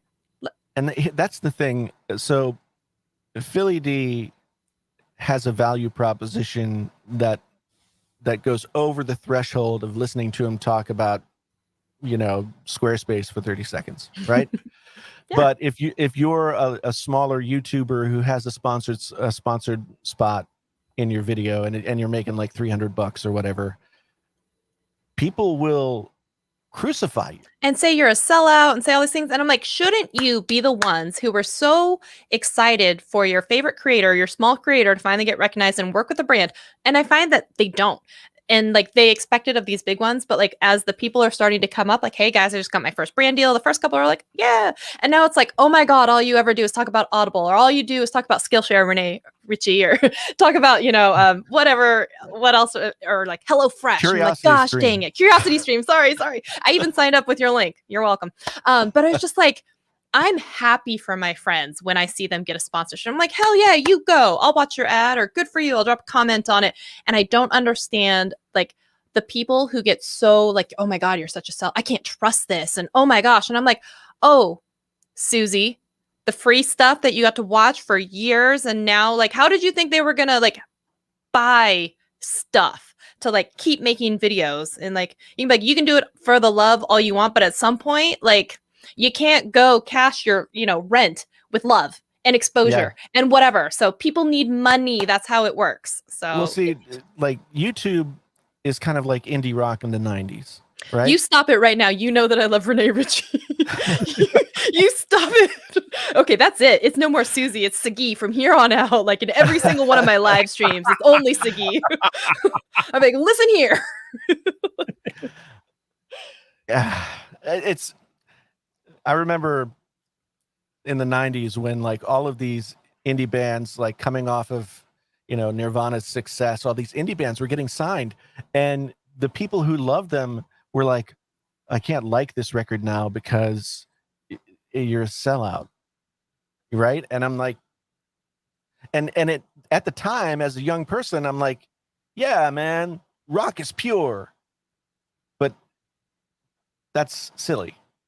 Because obviously, if you want to grow as a creator, if you want to grow as an artist, if you want to grow and make more of your life about the thing that you're doing, then you have to offset the cost of that in some way. And it's every creator has to figure out like, what is the balance that I can strike here? What am I willing to do to make money in order to be able to keep doing this? When I think they would be one thing if it was like put up or shut up time. Like, okay, guys, here's the thing.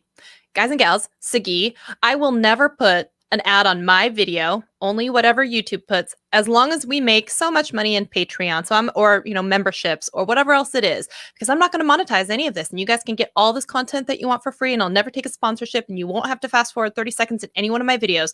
So what do you guys say? How many of you are going to sign up for this membership or Patreon? Let's do this. And it's like crickets. And I'm like, oh, so what does your support actually mean?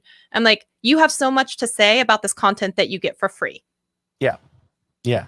It's, but again, so you look at somebody like Philip DeFranco, who is a known quantity and has built this huge audience, and people are willing to, like, the value proposition for Philly D is such that they're willing to give away that 30 seconds, or tap the right side of the video and go ahead 10 seconds until the ad read is gone. Yeah, he's very judicious. It's usually 30 seconds. So it's like 2 taps with a 15-second like preset and you're good. And it's like, how hard was that? I'm sorry your life was so inconvenienced. But if he doesn't, I don't know, feed his family or, like pay for his house or the equipment, guess what? You don't get videos of him on vacation in the bathroom with the microphone so he can still give you news. And it's just like, shut your face, manage your expectations. And the thing is, like, I think out of all the creators that might or might not get shit for sponsored things in their videos, Philly D could go a few videos without, having a sponsored spot and not lose his house, right? Whereas like some people who are like new on the scene, trying to build their career, have maybe gone out and made this entrepreneurial leap. It really might, getting that $300 ad spot might be the difference between paying the mortgage or like getting kicked out by your significant other. Yep. Now, so all of that said, it's still the integrity piece. This is assuming people have integrity to not take sponsorships that are absolute sellout things, okay? Because there is that responsibility too on the creator. And I said this in my live stream yesterday. I said, if you guys ever see an Audible sponsorship on my channel, you can call me a sellout, because honestly, not that I don't want the sweet Amazon money, it's that I always tell everyone in my life to use the Libby app and use their library card so that they can have all of those things, including Kindle, including audiobooks, for free. So I'm like, why would I tell you to go out there and like sign up for this Audible membership where you get 2 books in a month instead of just being able to have up to 25 in a month? You know, like that would be a sellout for me. So if you see that on my channel, you can call me a sellout. See, but for me, I'm an Audible lover. Yeah, and that's fine, because that's you, and that's true to you and your thing. But like, I have gone on and on for this past 6 months about how much I love Libby and how much like this is amazing. So it's like that would be not true to me and my self to have that kind of thing. But if you use it and you love it and you want to have a sponsorship about it, that's on you. That's absolutely, and I'm proud of you and I'm cheering for you. And I'm like, you go get that sweet Amazon money and I'm happy. But I said that for me, that's how you know that I have done the wrong thing and I've gone down this wrong lane, is because I have said I would never do that sponsorship. Speaking of sweet Amazon money, Painfully Honest Tech is back on Amazon. Oh. Back on Amazon doing the live streams. I'm going to be doing it too. I used to do that over there. I hate their live streaming platform. I hate it, but I have to say, I don't know if you've been in the Twitterverse or wherever he's doing it, but Dan Courier over Creator Fundamentals I think he's also pre-launching a course about Amazon. I think he posted that he's made like $25,000 from actually not just the live streaming, but from uploading video, which I was just like, dang, I need to look into that, because my $5 a month that I get in Amazon, where it's not even like enough to pay you out every month, where it just keeps rolling over. Remember when we were at Vid Summit and I was like, my dream is to be able to get the same like payout in AdSense in the same month instead of it rolling over month to month. Now I'm like, my dream is to have Amazon pay me out every month instead of just the keep rolling over till you hit $10, which is a very low bar. I was like, I need to take Dan's course because I need to. Yeah. Well, Real. I did the Amazon thing last year, like from Black Friday of 2019 up through July of last year. So a little bit less than a year, but I did 5 streams a week for all that time. And it was a slog, and it was the beta season. Hefe was there as well. Travis was doing it, as well as a bunch of other people in our little tech group. I gotta talk to El Jefe about that. Yeah, it was interesting. But now, a year later, the platform has matured a little bit, and they've sort of gamified the whole system. Yeah. And the deal that's out there now, at least for creators that are in my wherever I am, I mean, I'll say this. It makes more on streaming than it does to make YouTube videos. Honestly, I could totally believe that, because when Dan shared that number, I was like, wow, I really need to get over there, because I make pennies. I make nothing on YouTube. Like, I could never make a living off of YouTube. And I was just like, wow, I should actually look into that. And I will say, though, that I've always hated their live streaming platform. You know, the 720p, you have to start with a phone. You have to list all your things beforehand. It was just because I did a show for several months with Scott Peachy where we did like, random Amazon things like, would you buy that? And it was just fun, but like we made no money. And it's really like something you have to like go all in and like make a lot of videos and be there a lot, I feel like. Well, the reason that I stopped doing it at the end of July last year is because they stopped paying me. Yeah. I think they were paying people in like gift cards, right? To like stream if like, hey, if you do a certain amount of hours. But I also heard like they'd randomly kick you off if someone came in and commented something vulgar, which you have no responsibility, or like anything over, like they just would like cut you off. And yeah. Well, I mean, I did have sometimes like I would be gaming, playing like Modern Warfare, Battlefield, something like that with guys that I play with. And everyone, I mean, people drop some choice words while playing those kinds of games. Mm-hmm. And I had to have my squad on like, I had to be like, I'm going to be streaming on Amazon. You guys can't say anything. You guys like got to be careful, but they still like drop an F-bomb or something like that. And there were a few times where all of a sudden my stream was just over. Yeah. But the thing is, like, I looked at that as like, hey, that's my fault. I knew there was the risk of this happening. I'll go back and stream another hour, you know, and get my time in. So I liked doing it. I especially liked doing it. Like Hefe and I did some together. I did a bunch with Travis. I did a bunch with Greg, you know, where we would just talk about stuff. And you know, kind of do like almost a podcast about whatever tech we had chosen to put into our carousels that day. Yeah. But I'm thinking about doing things like live music, where I put the records that like the records that have whatever song I'm covering in the carousel, along with gear that I would recommend to buy, to listen to music, you know, headphones, turntables, whatever. Really, like, you can do anything. I've been over thinking there. about making some of the videos, not on the live stream, but just the uploading the product videos.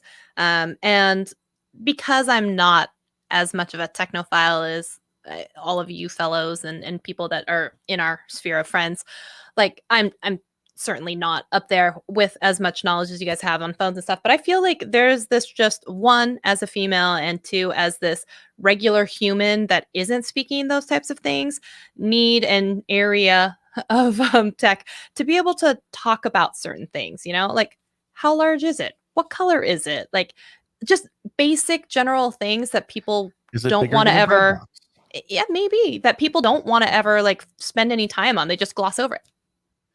Yeah, I'm looking at it as a way to try out a bunch of different stuff. Like, I'll certainly do the streams where I'm just like, hey, so here are the top 10 wired headphones over $500 or whatever. You know, I've got a bunch of those already lined up.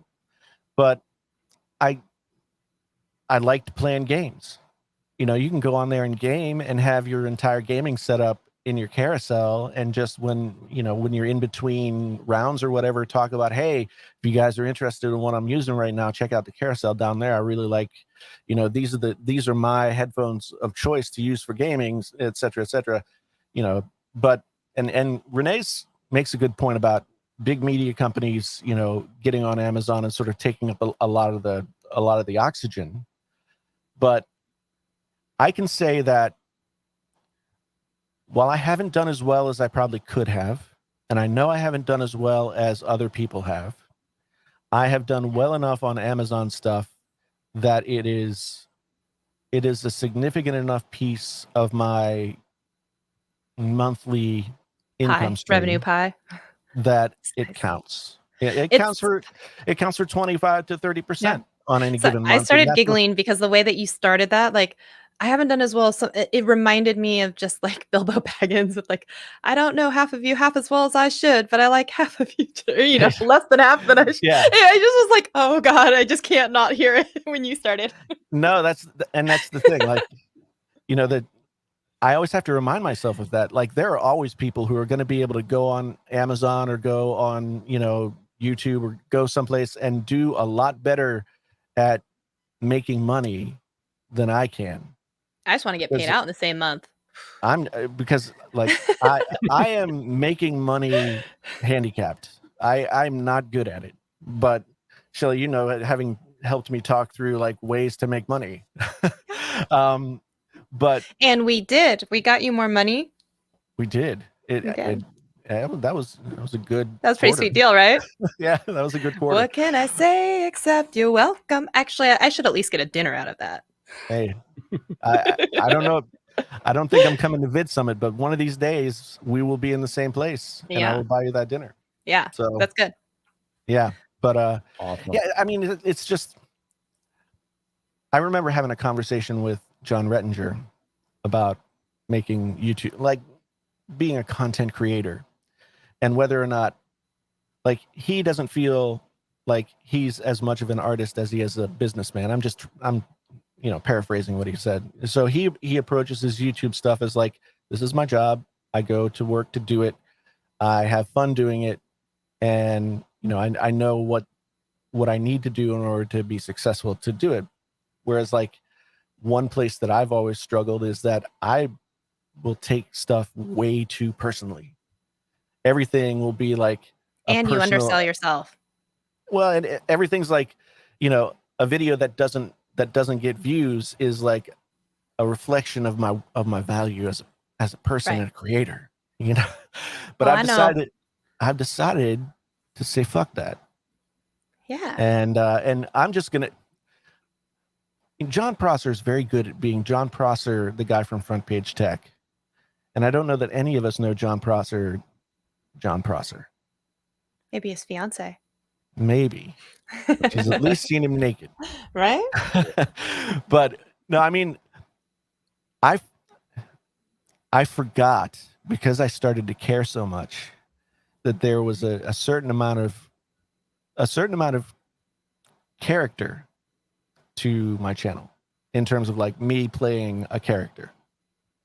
And as soon as I started to take it really seriously, it's like it became too important to mess around with that stuff. And then I got all in my feelings and everything got off. So I've decided to be like the painfully honest tech guy a little bit more than I've allowed myself to be. I do it in live streams pretty regularly. But in the videos, I think I was just getting too precious with it all. My precious. I know, another Lord I'm of the sorry. Rings. I'm just in the Lord of the. I'm sorry. But I'm a nerd. I like Lord of the Rings and Harry Potter. But I was making like that 5A video that I made today. I was like, you know what? I'm gonna make this video like the painfully honest tech guy would make this video. Maybe not the way that I would make it, but I've got it. But and that might sound greasy or something to somebody. But the thing is, like, everybody plays a character. I'm gonna say absolutely 100%. No matter who you are, you play a character of yourself. It's your best performances when you're on YouTube. I don't care who you are. Like, that's just how it is. Yeah.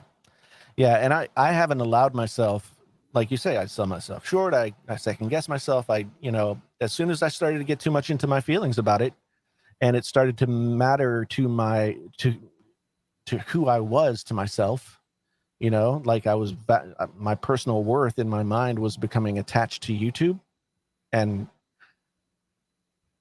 that's bullshit because it's just YouTube.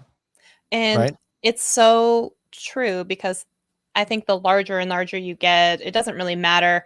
Like, you're always going to have some sort of your worth tied to how did my last video performance do, and how many subscribers do I have, and how many comments did it get, and what were the affiliate sales. And it's a tough place to be in because you forget sometimes, why are you doing it and who are you doing it for, and like what got you excited to keep doing stuff. Right. It's tough. One of my teachers in grad school, when he finished, like, he had never had anything published, and so when he finished school and he started sending stuff out to be published, he told himself like that his goal was to see how many rejections he could collect. And he like pasted a whole wall full of rejections before he ever got one acceptance. But he had fun sort of playing that game with himself. And, I've been sitting at 199,400 and something subscribers for the past 3 months. I know. I saw you talk about that on the live stream with Zach. And now I'm just kind of like, it's just whatever will be, will be. It's just a joke. Like, people are like, "What, you gonna do a 200,000 subscriber stream?" I'm like, dude, if I ever get there. I think you should make a video, but have it be like this was filmed 6 months ago, even if it was, and just be like, I've been waiting. I knew this day would come, January 1, 2021. Good to see, just as a joke. Like, I knew we'd get here. Yeah. I'd go get a really short haircut. Like, yes, before I make totally. Yeah, like, this is going to be a great year. 2020 is going to be awesome. And 2020 is the year of painfully honest tech. And you're like, wow, if I could, how, Mr. Beast had that, whatever it was, 5 years later video or something like that. Yeah. You could like fake your own, and you can talk about all the things, like, wow, you're going to quit your job and be a full-time YouTuber, or just like everything. Like, and within the first year, you're going to be making 6 figures. I would love it. And at the end, you could come in and be like, YouTube is a lie. Like, get out of your feelings. But Yeah. Let me tell you, people, it's not all a party. no. Mm-mm. It's I not have a to party. say that one thing, you and I are both similar in this way. We sell ourselves short. We get on our feelings a lot. And you may not think it because, like, dude, I'm like mean to everybody on the outside, but really I'm just a abandoned small child inside wanting everyone to love me. And I'm just That's gonna all. That's all. I right. want. Right. I just want someone to love me. God dang it. And the problem is that so much of anything that we are as creators, it starts from within ourselves. And the thing is, like, if you can't find and define what enough is or what success looks like, you're never going to find it, because no matter where else you go on the outside and externally, like, sourced opinions and whatnot, it will never be enough. You get 100,000 subscribers and it's not a million. You get 1 million subscribers and it's not 10 million. And You get you 199,432, but you and can't it's get not 200. 200,000. But I'm saying there is never that point where YouTube is going to tell you, stop uploading unless they really actually terminate your channel. It's never enough. They'll always accept more work. They'll always accept more time from you. They'll always accept more videos. And it's just, people will always want you to respond to their comments. There's always going to be another live stream. And if you can't find a moment within yourself to be like, this, I've defined it, I'm happy, and then still be in that mindset, like, no external source is ever going to validate that you've reached enough. Yeah, and that's the thing that's a little bit different about YouTube and social media in general, and making a career out of it, is that it is very easy to be like, I'm going to do more. I'm going to do more and more and more and more and more. And all of a sudden you're doing something hours a day, every day. Right? There's no enough. You just keep moving the goalpost. There's Yeah. no, like, achievement. There's no, like, how's it feel to hit 200,000? You're like, oh, it kind of feels the same as 199 or funnier, but, like, really not that different. You know what I mean? Like, Yeah, it's just, you have to find enough. Because what happens if you're working as many hours as you possibly can, trying as hard as you possibly can, and yet, you go through a spate where your videos don't do as well. If you allow that to be the thing that sways you, then, like, you're not doing enough, or you're not doing it right, or something is going wrong. And that's kind of where I've been for the past year and a half. Is like, I know I work my ass off, and yet, and then it just cycles, and it's like an Ouroboros. It's just a snake that eats itself, and so I just basically had to say that I'm only going to allow YouTube to take up, like, this much space, and make that much space be as good and as fun as I Enough. can make it. That's enough. Yeah. Because I've got book that I want to finish. I've got music that I want to make. And YouTube is I'm no longer looking at YouTube as, like, the top of the funnel for money. And that sounds sleazy as well, but No, I get it. but I'm looking at it as, like, I've taken these last 2 years away from a job. I've stabilized to the point where I can pay my bills most months, and now I'm starting to see other opportunities that aren't connected to the YouTube channel and are connected to the other things that I've done for most of my life. And if I allow the YouTube channel to continue to, like, eat up everything, then I won't diversify and take those other opportunities. And you won't finish that book, or you won't spend time with a grandchild, or you won't have time for a wife, or you won't have time for your daughter. And those are the things, like, if you can't properly define, that and time constrain it, or, energy constrain it, it will absolutely become the snake that eats itself. Yeah. And it did for me, like, for the past 1.5 to 2 years, where, when I finally saw that there was a path, and I wanted to take it, and I started to take it more seriously, and then when I start to take things seriously, it starts to become personal. That's when it all started to get weird for me.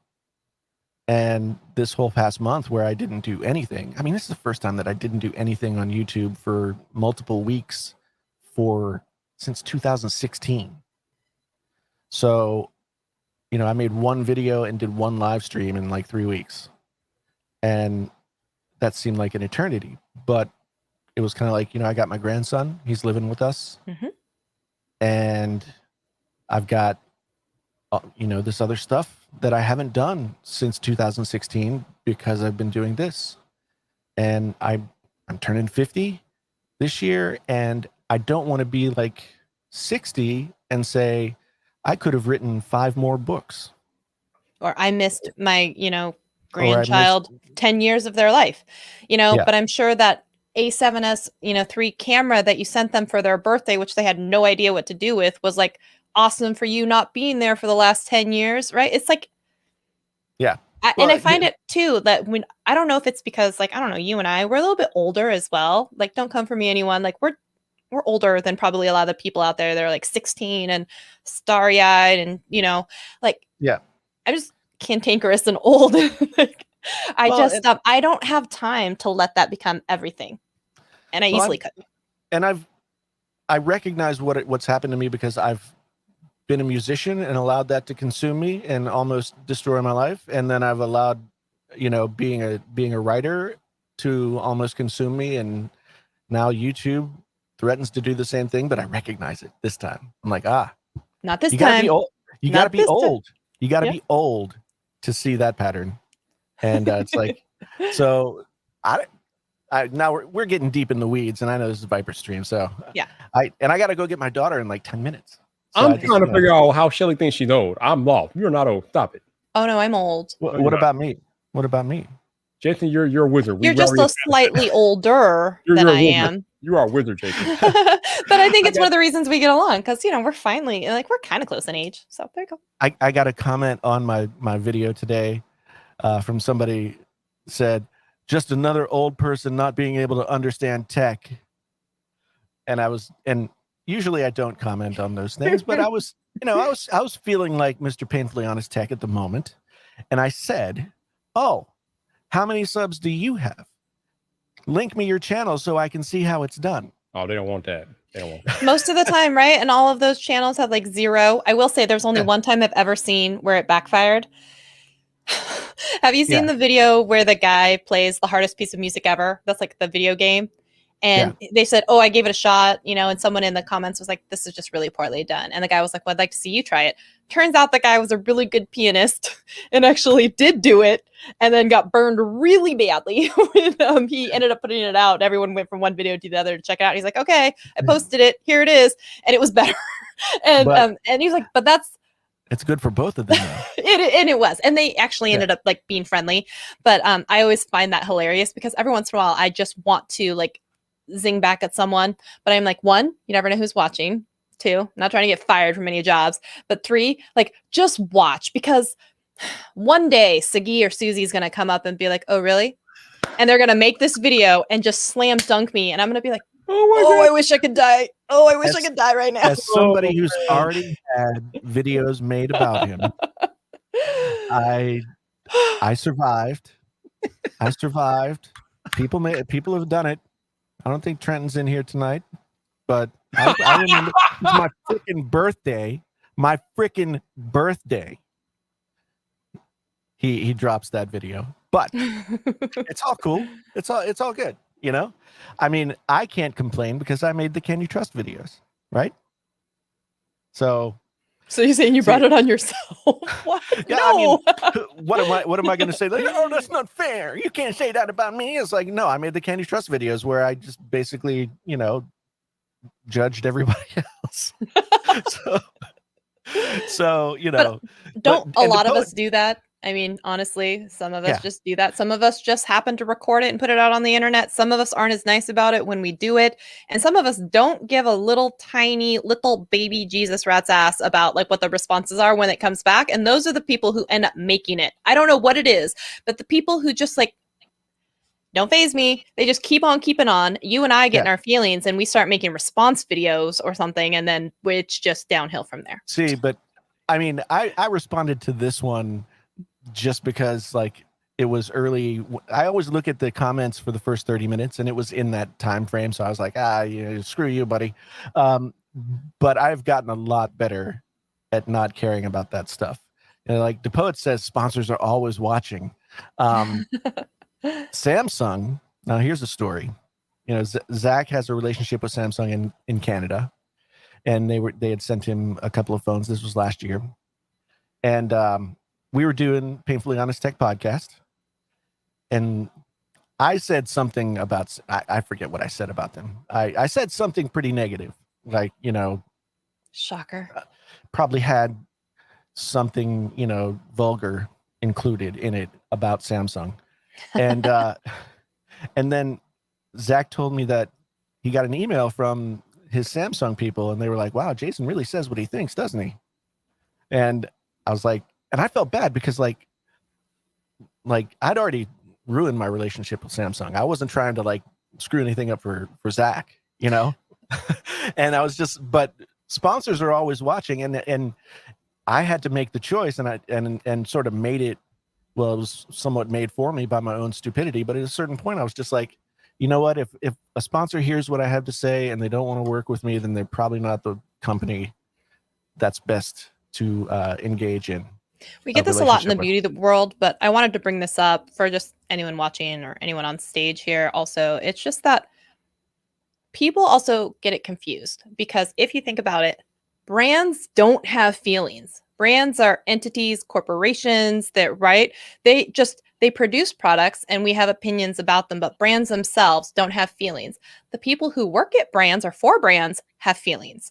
And that's what you're afraid of, like ruffling feathers and stuff. But at the end of the day, BlackBerry, Samsung, Apple, they don't give a shit about any of us, right? We're dollars and cents on a ledger to them. Did this sponsorship make sense or not? But the person who's penciling in those figures into the spreadsheet, that's the person who you're trying not to offend. But also people forget that like, just because you have some loyalty to this person, a lot of the time these people end up, at least in the makeup and beauty world, they end up switching companies a lot. So what ended up being Pure Lease now ends up being Revlon, and what was Coty is owned by, Estee Lauder, and now is now Shiseido, and not pulled out of Ulta, whatever it is. And so does your then loyalty lie to the PR rep that you have a really good relationship with, or does it still lie with the brand? Because a lot of the time people get these things confused and don't realize how like they've really made a mess of these things. So you can hate on Samsung. Samsung doesn't have feelings. The Samsung rep has feelings about what you said, maybe about the product. Important distinction that I just want to put out there sometimes for people, because they don't think about that. Got to clutch. Yeah. Got to throw clutch. And the thing is too, like, again, I think if you're making videos about tech on YouTube, you have to ask yourself still, like, relationships with people are great, and people make up the relationships that you have with the brands. But at some point, which relationship is more important? Your relationship with your audience or your relationship with those people. I mean, if those people can't truck with the way that you do your business, then they're probably not the people for you. But your audience, who's made an investment in you by subscribing and showing up and commenting and all that kind of stuff, maybe dropping some super chats, those people are there because you spoke to them. Yeah. And they want to hear what you had to say. So for me, at the end of the day, like, I don't know. I'm not trying to say like be a jerk to brands, but I'm not saying that either. I'm saying that people are tiptoeing around them as if the brand itself has feelings. But like, if Samsung doesn't want to send you a phone, you can afford to go out and buy that phone. Yeah, they can suck a exactly. Whatever. And you're like, Team Pixel, please remember me. We love you. You know what it is. Yeah, Genosis is like, need to get you back on Team Pixel. I don't think I'm going to get back on Team Pixel. But maybe I can. I will say I'm pretty excited about that Pixel 6 to come out. It looks pretty cool. Yep. I need to butter up to Scott Peachy or something. But yeah, why not? That's the thing. I mean, I fully admit that what I said about the Pixel 3 XL was a little over the top, and I probably wouldn't say that now. But you were playing a character and you were just going off on. Yeah. Yeah, and I called it an abortion. But you know what? Okay, that's not great. But Shall I say, ooh. what an amazing thing when all of a sudden they came out with a phone that you didn't call that. And you said, like, dude, I changed my mind about this company. They're making stuff that impresses me, you know?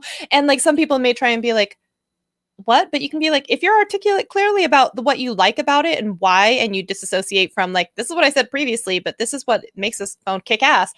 I can appreciate that as a viewer because we're allowed to change our minds. And not only that, but brands put out products. I keep bringing it back to beauty because that's where a lot of my friends are in that community. But it's like Revlon makes 500 products and 5 to 10% of them are absolute garbage. I don't know who approved it. Should have never been put on a shelf. The rest of it's great. But if you have one product that's awful and everyone knows it's awful, you shouldn't go out there saying, oh my God, it smells amazing. Put this all over your face. Like that's just not authentic. So I think it's fine if you come out and say, that's this not a very good thing is awful either. But this one, shut up, Jason. But this one is really good as an alternative because I've tried this one and this one's better. Okay. So I think it's fine to have those perspectives because there are duds sometimes just because something comes out from a brand that you like. Again, they don't have feelings. They're not going to be hurt that you like this one and not the other one because sometimes there are just reasons why something's not good. Hold on, time out. So I've been sitting here talking to Shelly for like 2.5 hours and she showed us her lineup of phones, and that was impressive. But I don't know how I missed it, but she actually has like a bunch of headphones behind her. So if she has headphones too. Like I love headphones. How many headphones you got behind you? You got like a whole headphone wall behind you there. Oh, these are okay. Wait, everything's backwards. These are the Sony 700s. I love those ones. I love those ones a lot. These are the Shure Ionic 50s. I like that one. Mm-hmm. These are the Beats, one of the original, not wireless. These are trash. This is the Beats wireless one. Those are even more trash. I'd rather this one because the ear cups are actually good. Right? Yeah, the Solos. So yeah, I love headphones, dude. I have the Shure in-ear, like, yeah, I love headphones.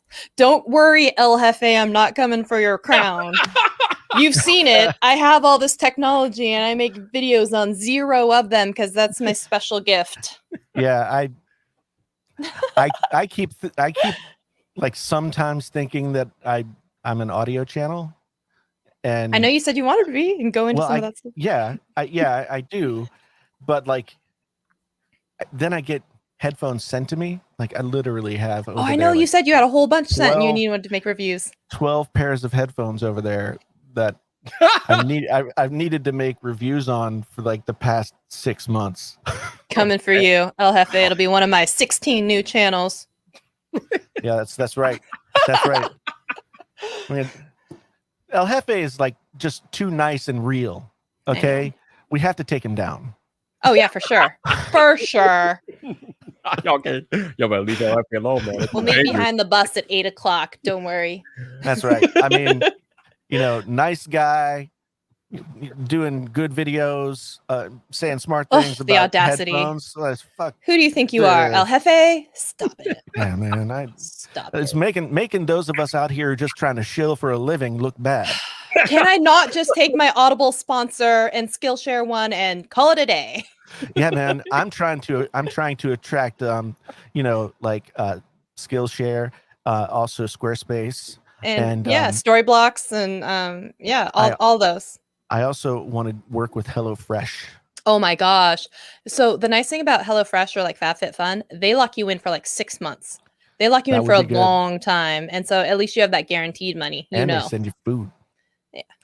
You know what though? If anything, I don't need HelloFresh. I need like Home Chef. I've been a Home Chef like years, literally years. I've been with Home Chef, and like sometimes I'll snap a picture and I'll put it on my Instagram, or they'll do a little wave, and I'm like, "Where's my sponsorship? I've been using y'all for like 4 years." So gotta go get them. I need to get some of that sweet HelloFresh money. I think it is pretty sweet actually. That yeah. Anyways, yeah, I did get a company to send me a fancy mattress though. Oh, did you get one of the LOL mattresses? My friend BYOT Tools did one, and he did a really smart integration because he has a home tech repair or home repair channel. DIY. So he ended up doing this massive headboard project, and then at the end of it, in this reveal, was the mattress thing. But that was pretty sweet. Yeah, this is a company called 8 Sleep. Okay. And it's a smart mattress. Mm. It has it has its own little CPU tower, and it has water inside, and it heats and cools, and it takes your, I don't know, it measures all kinds of stuff, your heart rate, blah blah blah, and it's like a $3,000 mattress. Oh wow. Which, I mean, I grew up in West Virginia. We slept in like pillowcases filled with straw. So this is like the fancy time for me, but I was supposed to make the video like 6 months ago. So I'm making you can say though that you slept on it for 6 months and your results are in. So you don't want a sponsorship that you just unboxed for the first time and you're like, it's great. You want like, I've used this and here's what I like about it. So I don't think that's a bad thing. Yes. That's like that. I've used my phone for 6 months and here's why I still like it or don't like it or what I wish they would have changed. I think that is a perfectly legitimate type of review. So good on you. Go do it. It's not me procrastinating whatsoever. It's not that at all. Speaking of procrastinating, oh, Renee, that's good. I'm going to use that, by the way. Speaking of procrastinating, I was supposed to pick my daughter up at 9 o'clock Central Time. You might want to go, right now. Yeah, right now. So, thanks for having me back. First of all, nobody should be hating on Renee. Sorry, I was just reading. I can't accept people hating. Who's hating on Renee? We will fight them. We will fight them because Renee's too nice. Yeah, nobody. And Renee has promised poutine to anybody who fights for him. Oh my God, I would have done it, but I would have done it anyway for free. But poutine, cheese curds, and gravy. Someone come to me, please, and say something nasty so I can punch you in the face for some poutine. So many things sounded wrong about that sentence. Hey, Jason, I appreciate you making the time tonight, man. Thank you. Yeah, thanks for having me on, man. I feel like I totally dominated the conversation with bullshit. No worries, man. No, not at all. I had plenty of that. I had plenty of that. I was cussing too. Sorry. I think I dropped a shit in there too. So sorry, man. Sorry. Good, man. It's all good. All right. No worries. Thank everybody out there in Vyyyper land. Good night. Bye. and he like the wizard is, he disappeared. Poof. Gone. Ooh, so what are your plans for the evening, Miss Shelley? Well, I think that after this, I'm gonna have some dinner, and then I'm gonna watch the next episode of What If. I have not watched that. Is that any good? Yes. Okay. All right. Yeah, when I came up early, I had some leftover DiGiorno I had from yesterday. DiGiorno was so good. It's the crust that rises. No, the rising crust is terrible. Oh no, not the rising. That used to be their ad slogan. The crust that rises. Okay. No, because they just made a new flavor with croissant crust. And then they changed to better than delivery. It's DiGiorno. Yep. Yeah, the croissant crust DiGiorno is bad. I don't like it. No thank you. Ew. Yeah, no thanks. Hey, speaking of everyone put your earmuffs on, but has anyone sponsors watching this?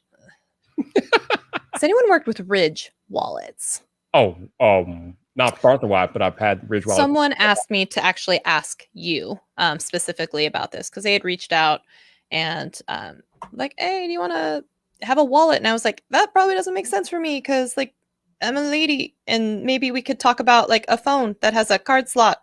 And they're like, no, maybe the wallet. And I was just kind of like, I use one every day of my life. I love them, but yeah, I don't know if that makes much sense for you unless you like small wallets. But yeah, if you want to minimalize and downsize your everyday carry, I get it. I like it. I mean, some of it looked cool, but like also like I looked and I was like, what is like $150? And I was just like, look, I get the wallet with the slide in and it looks nice and the leather and it's maybe like $70, but like I don't like. Why would you think that people are going to come to my channel, see me with like the Ridge wallet with the 10 cards or whatever, and then be like, I need that in my life? Well, apparently they approached my man El Jefe too, but they were not talking money correctly with El Jefe, and he was like, "No." It wasn't even about money. I think they were just going to offer me as like a part of a an integration. And I was like, well, that one really, I mean, we're just talking amongst friends here and they can do it. But I told them that like, I don't really think that makes sense for me and my audience, but I am planning on purchasing the iPhone 13 when it comes out. So if you want to wait, when you release new phones with a card case thing, then if you want to send me one of those, I could include it as part of my unboxing because I have this new phone. I want to put it in a case. That would make sense as an integration. So if you want to do that in a couple months, and they were like, no, just the wallet. And I was just kind of like, I don't know. So I was just like, I don't. Which is interesting because they do make phone casings as well. So I don't know why they wouldn't consider giving you the case. But well, they said that they would send me a phone case anyway, but they really wanted me to feature the wallet, and I just don't think that makes sense for me. Yeah, it seems like they're like really going heavy with the wallet right now. Oh, he came back. Wait a minute, what's going on here? Hi, Jason, welcome back. So, my wife went to get her. Oh, that's nice. Without telling me. Genosis, no, I've never worked with Nomad. She could just have sent me a text and said, "Hey, I'm going." The communication there. Where's the communication though? So I'm back. Welcome back.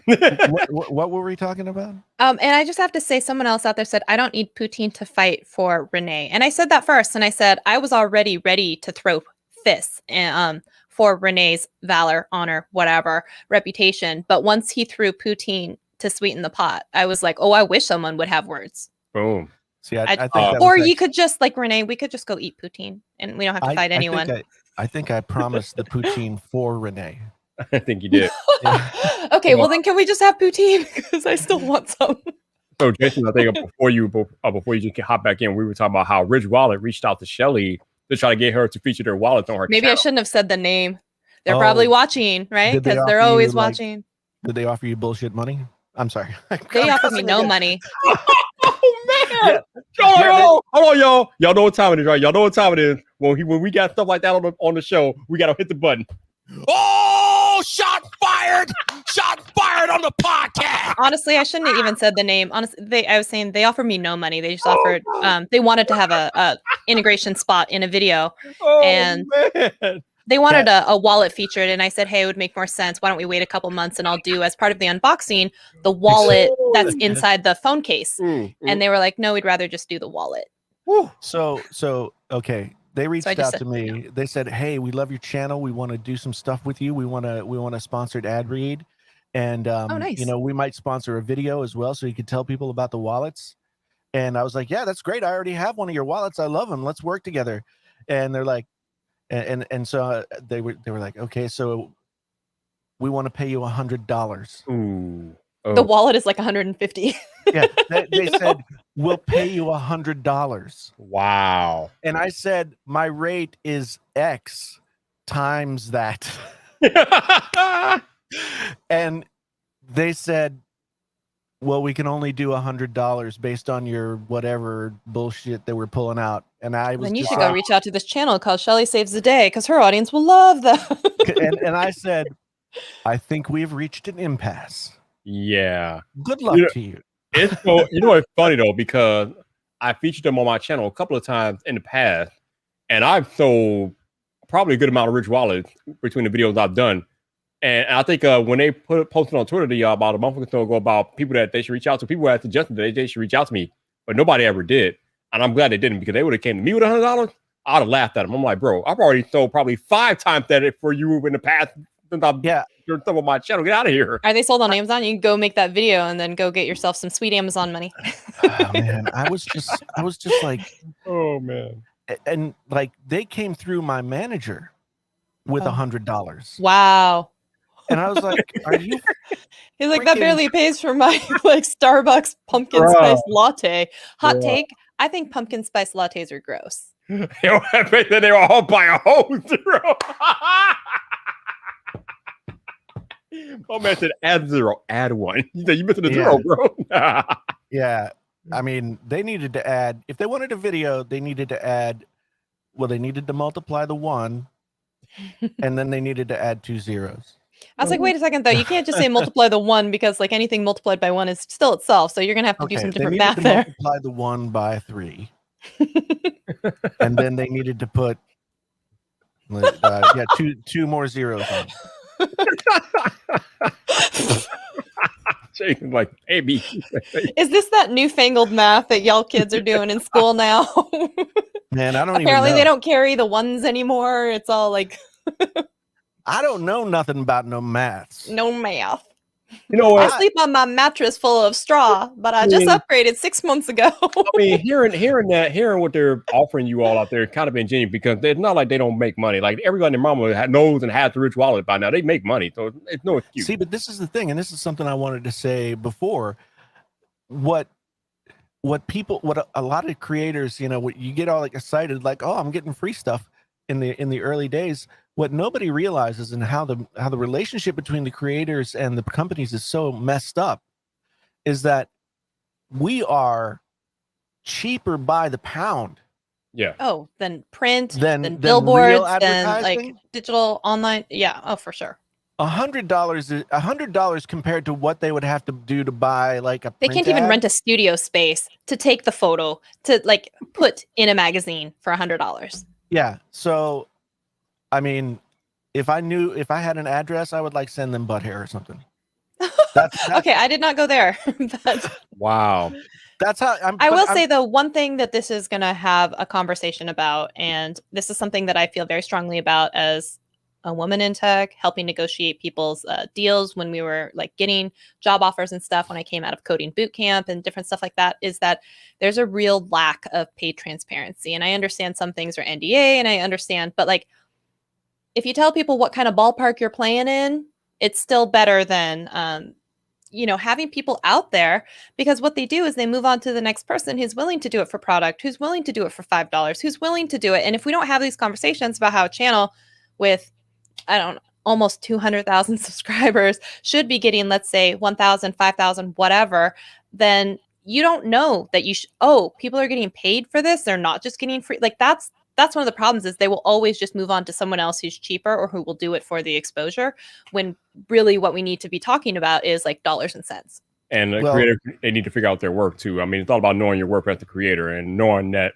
$100, like, no, thank you. I mean, I don't get out of bed for $100 unless it's on that $3,000 mattress. Oh yeah. Which my commission rate is 15%. So do you know the math? Do you know what that is? I do. So let me just break out my calculator. It's more than $100. Just to be clear to people that may be watching or listening to this live stream, we are not bashing Rich Wallet. I mean, no, stop saying their name. We've already burned their bridge. We're not bashing Rich Wallet. What we're talking about is brands in general needing to be more effective to creators than far as what they offer them in compensation. Because $100 for a video to Jason or Jeff, it's insulting. It's literally insulting. Please stop. Yeah, Hefe's right. I mean, if I had an address, I think we should all kick in and get the get like the biggest package that we could possibly get from dixbymail.com. Like if Hefe and myself, if we all put in, there is a service out there that will put your message on a potato and send it. So you could put Renee's beautiful message, not obfuscated, and put it on the potato and send it to them. Oh my God, Renee! Although that would be like a little much, but yeah, and it was interesting because we get emails all the time, right? And again, there you go. It's a product versus the person who's doing and so many times the person will mess up the entire thing. You could love that product. You could love that company. You could love all the stuff they create. One bad PR person will just sour the whole thing. Sorry. Go ahead, Jason. So every once in a while, usually not from any kind of reputable offer, you'll get on a BCC email, right? and some people won't realize that it's BCC and they'll reply all. Oh my God. And the question will be like, hey, what is your rate for a video? Right? Oh boy. And somebody that or you've seen their videos at least, will say something ridiculously low. And you want to reply to the email and be like, dude, let's talk. I would straight up just message them in like an Instagram or a Twitter DM and be like, hey, by the way, saw this, you need to add a couple zeros to it or whatever else it is. Yeah, and don't BCC re-email everybody. There's a couple of, but like I think we had that conversation too when you were like, do you think we can get this much? And I said, I think you can get more. And I think it's important. And then I got more than that. And you got more than that, right? And I think it's important that we have those conversations, because maybe if we hadn't had a conversation, if we don't make introductions, if you don't whatever, then you don't know and you don't get what you should. Yeah, no, you're totally right. I mean, and I've had conversations with different people over time, like, you know, when I would be invited to events back in the day and go and talk to people, and I'd say, well, I remember one time saying to somebody who I'd watched this person's videos a bunch, and they're really nice, and I'd gotten to know them a little bit, and I was like, well, you know, I've been asking X for, you know, a sponsored video, and they said basically you should ask for 2 times that.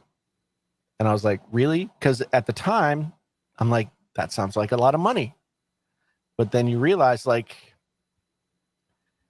in the larger scheme of things, it's really not. So but the one thing that has happened with me in terms of sponsorships is that when I've done sponsored videos, for whatever reason, they never do as well as I would want them to. And they're not always like 100% locked to like my other content, even if they are tech, quote unquote, right? And so there's this fine line of like, okay, I need to find these opportunities, I need to negotiate these deals, but I also need to make sure that the content that I'm going to create then fits my channel, so that every time I put out one of these videos, it's not a hole in my channel that just like sucks the life out of the algorithmic joy for a week or whatever, which is hard to know, which is really hard to know. So there's a time when you're kind of like, you want to take whatever money is being offered to you, and then you want to take some of the money, or you want more of it. And now I'm like kind of at that place where it's like, okay, I'm at the place where I have to say no to some money.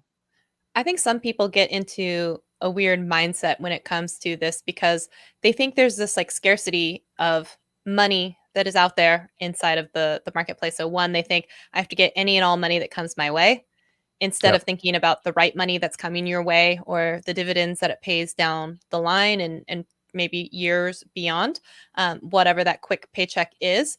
And a lot of people, once they get into that scarcity mindset, they make decisions that are poor because of the fear or the lack of belief that there's more money out there that's ready for them, that's waiting for them, that is going to be consumed and taken and, earned by them. So then you start seeing these weird deals where, that scared money takes these bad deals.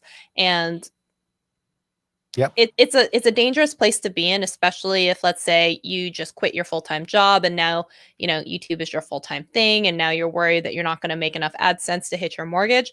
That's when you start looking desperately through your email inbox of people that you've already said no to, that maybe now my morals are a little bit lower because my rent is due next week, and you're willing to take that deal, so you scared, instead of maybe saying like, I have this abundance mindset where I could reach out to a company that I do like and I want to work with and find a different way to find money, because the universe has lots of money and I just can get my hands on it in different ways.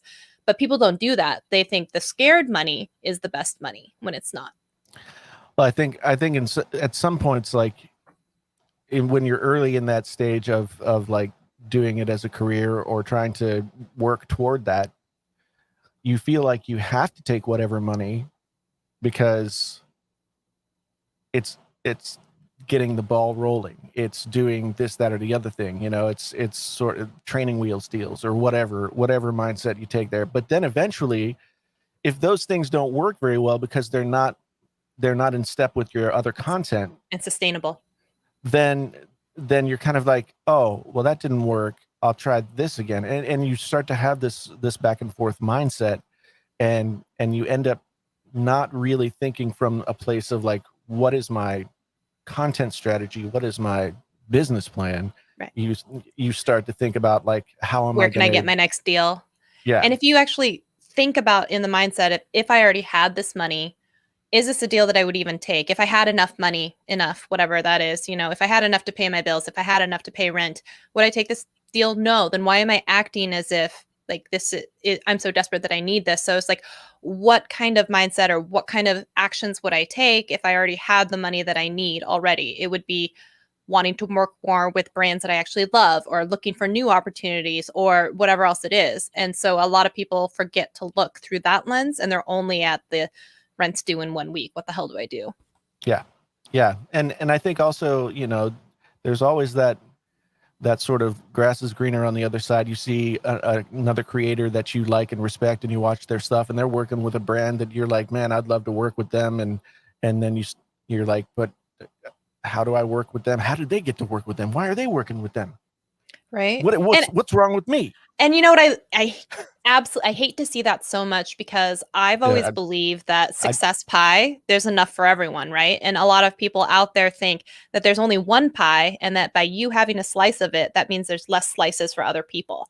And so you start to see those types of things, and those are the people that don't introduce you to brand people. Those are the people that don't want to share how much money they're making in a deal. Those are the people that end up being like really selfish. And it's interesting, because I have found that even if you're someone who believes that money is out there and it's going to be earned, or believes that there's enough success for everyone, even if you don't get that thing right now, it pays dividends way down the line. Yeah. I mean, it's been like, there's no way to say what the last year and a half would have been like if the things that happened in the last year and a half hadn't happened. Like, right. So basically I officially like worked my last day at my old job at the end of October 2019. And within 4 or 5 months, the world is like a totally different place. So while I had like worked my way toward that, I have no idea what the trajectory of things would have been had things stayed the same, right? So I actually almost took a real job. 2 weeks ago. I thought you told me that you did. I was just not saying anything. Well, you told me that you were going back. Okay.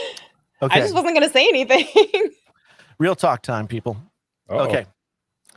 So I was offered a job as a creative media strategist for a department in the university hospital here. And basically, it was all done but signing the paperwork and figuring out how much they were going to pay me. They checked my references with the last job that I worked, which is the last job that I had, which was I was there for almost a decade. And the feedback was, well, Jason was really good, but he was kind of halfway checked out doing his other stuff most of the time, which isn't a lie. I certainly was. But that made them think twice about giving me the job. And so I was in a bad place, really bad place. Cause like didn't want to take the job, was thinking about making the best of the situation and saying, this will take some of the pressure off, blah, blah, blah, et cetera, et cetera. But part of me was also saying, you know what, if I'm doing this full time and I'm building a business and not just making YouTube videos, then I need to figure out how to double down and do what I need to do to make this work. Right? But that decision was made for me. So it's me like sort of reaping. So are you back as a full-time YouTuber now? Yeah, I got no choice. No, the universe is telling you that that's what you should be doing. Right? Hold on. So your previous employer really threw shade on you like that? Really? They did. Wow. It's And- interesting that they even said that, because a lot of the time with labor laws, the only things that they're allowed to verify are, is this person rehireable? Did they work there for the time in which they stated that they work there? Can you tell us? And now it's even illegal to ask what the previous salary was. I mean, those are the only things that legally they have to actually do. Anything above and beyond that is actually a violation. Yeah, that's just So- ridiculous, man. So here's part of it.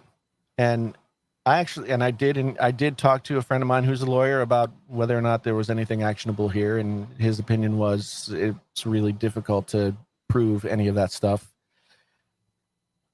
My previous employers were it was the medical school connected to that hospital. The people who work there and were my bosses were also doctors and teachers in that hospital. So it's kind of like I was applying for a job in the same place Oh, at like a an different internal department. place. Then they wouldn't. You know? Okay, yeah, that would make it different. So and doctors, in my experience working with doctors, and I've worked with doctors in a bunch of different ways over the years, they will throw you under the bus as just like, here they're going to diagnose the situation and give the information necessary. Yeah. And it hurt me really bad. It made me feel like 10 years of my life there where I was there, and I did work hard and I did do good work, and one aspect of my performance or non-performance colored that whole thing. Yeah. For those For what could people have been and the then for last me. 6 months versus like the 10 years, Yeah. So I mean that really hurt. That really hurt. But you're right. I'm looking at it as this is a sign that, I worked those kinds of jobs, doing those kinds of things while still doing the other stuff that I do for as long as I could hold out. And it's not like you were happy doing that stuff for a while towards the end, because what you wanted to be doing is making content, right? You put out into the world. I don't know if any of you guys have like listened to or heard The Secret and stuff. And it's weird once you kind of start thinking, and I'm not super frou-frou into any of that stuff, but some of the manifestation and stuff you put out into the universe, I have seen it work in mysterious and weird ways, right? Vyyyper says, I want to work with these companies. I really like this, whatever. They understand, they're putting out into the universe that you want to work with them. They're listening. They see that 2 years later, let's say, or 6 months later into your contract, you're like, I have a job there. I put out into the universe like, hey, I wanted to work with a particular company. I was saying, hey, Phil, you got to get me out of corporate life. I just can't do any more of these meetings. The universe is hearing me, whether it's 2 years later or longer, being like, hey, we're giving you exactly what you want. And time and space is infinite when it comes to those types of things. And the universe is hearing you when you said, I want to be doing full-time content creation, or I want to be doing this and give it a go. So what is it going to do? It's going to remove things that keeps you from being able to fulfill whatever it is that you are putting out that you want. So that's a job that you already know that you wouldn't have been that happy at anyway. So yeah, it sucks. But then you have to take that moment to be like, but if I'm coming from this, I already have the thing that I want and I already have it in my possession and I can see it, then the universe is going to be like, well, then, yeah, you can't have this thing that says like, you can't have this job if because you've already made this decision that you're this. And so we're going to help you be this. And the thing is, like, when this happened, I reached out to a friend of mine who was my supervisor at an editorial job I had when I lived in New York. So this was 25 years ago. And I was like, this was the feedback that I got from, via like the person who had interviewed me and we were talking about the job. She told me, in couch terms, like kind of the feedback that she got. And so I asked him, I was like, we worked together for a long time. This is the feedback that I got from this situation. How would you say it fits with your experience working with me? And pretty much he said, you always did good work. Everything was as it was supposed to be, but everybody knew that your band was what came first. And when it was something like you were putting out a new record, you were pretty much checked out. So that's been my MO with real jobs pretty much my whole life. The real job is just like the thing that I go and do.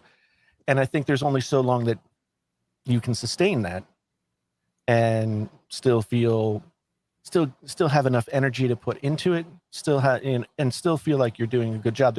I said many times when I decided to leave that job that I didn't feel like I was able to do this and that well enough to do either justice at the time, and so I decided to take the leap. And that just kind of proves my point. Clearly, I wasn't doing the job as well as I needed to be doing because the feedback is there. Consistently over. I mean, one of the things that upset me about it was that this was never anything that was discussed in like a yearly performance review or any of those kinds of things. Those kinds of things were always just, like, oh, you're doing your thing. It's great. And so this was unknown to me, at least. I mean, I wasn't stupid enough to know that I wasn't sort of taking advantage of, some nips and tucks here and there in terms of time in the office, et cetera, et cetera. I will fully say that I took advantage of some time.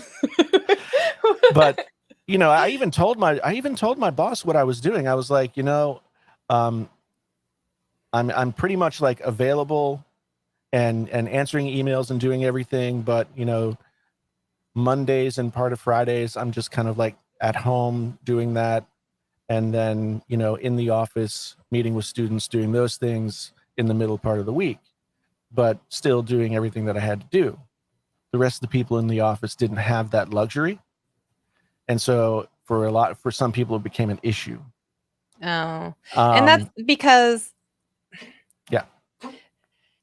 happy people, like Legally Blonde, where you're like, happy people don't go around killing their husbands, right? Yes. It's like happy people don't feel the need to like tear other people down at their jobs, unless it's something that they're feeling crappy about. It's from that scarcity, like, well, he gets to have Fridays off. How come I don't get to? Or he gets to do this. How come? And it's always this bemoaning, like, poor me, and lamenting about how it's just so awful for them, when they need to really look at that the other way around and be like, what has he done to, not what have you done, but like, what have you done to be able to facilitate that type of work environment for yourself? Is that something you can do for themselves? And I feel like a lot of people don't take that radical responsibility. They would just rather be in that position of blame and less than, and that crab in a bucket trying to pull everyone else down, because instead of thinking I can have some of this for myself, there's enough of that to go around. How do I also partner with Jason and ask him, how did you manage this? How did you write it up in a proposal? Did you have any feedback or pushback when they said that you could or couldn't do this?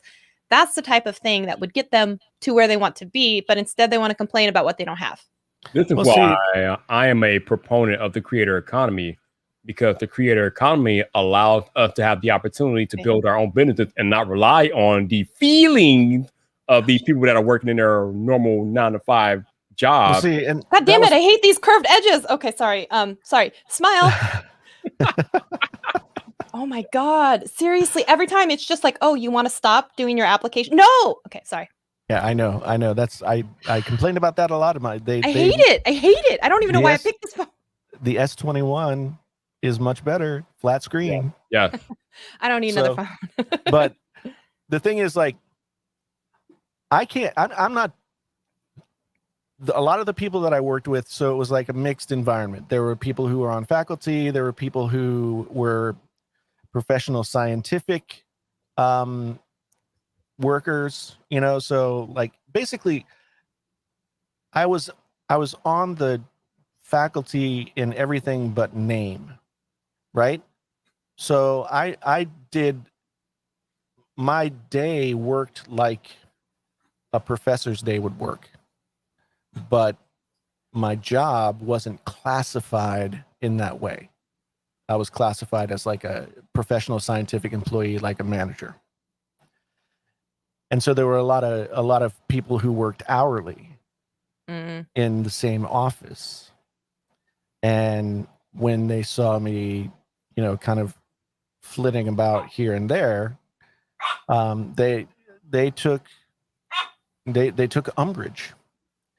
And now I understand why. And the thing is, like, I'm not bringing this up because, like, oh, gee, I've been wrong, blah, blah, blah. It's hurtful to me personally because I didn't expect it. But the feedback that they are giving me is not incorrect. in how you, and if you want to look at it that way, right?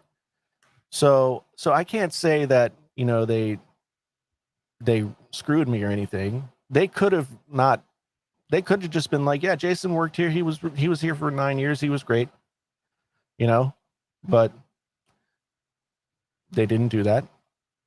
It's the first time I've ever run into anything like this, and I was kind of torpedoed by it, you know, like at that point, like I had already said, you know what, I'm taking a few weeks off of YouTube because my mind's not in the right place. And then that happened, and there was drama with my grandson, and then a week and a half ago, we were quarantined because my grandson's babysitter tested positive for COVID. So then we all had to get tested. My daughter was the only one who was positive, but she was not around any of the people who, she picked it up from someplace else. Nobody got sick. Everything was fine, but it was just like this whole culmination of, you know, drama. Like suddenly primary caregivers for our grandson, which is great. He's fantastic, amazing, but like my daughter's 17 years old, and she's got 1 year left of high school. And so on one hand, you're like, wow, she's almost done with high school, and then she's going to go to college. And, you know, we're just turned 50, and yeah, we get to free ourselves up. And then, you know, you have the opportunity to. There you go. Look at right? you. You have the opportunity. But it is like, I mean, 18 years is a long time to remember exactly how stressful infant child care can be, you know? So it's been a crazy few weeks, but I don't know. I bet, man, having a small baby in the house again. Whoo. Yeah. And the thing is, like, I've decided that I'm just going to try and be happy. I decided the same. So I'm there with you because I'm usually, I mean, we've talked about this before. We're similar. But I have a very negative, sometimes headspace, and it's taken a lot for me to try and train myself to be more positive consistently.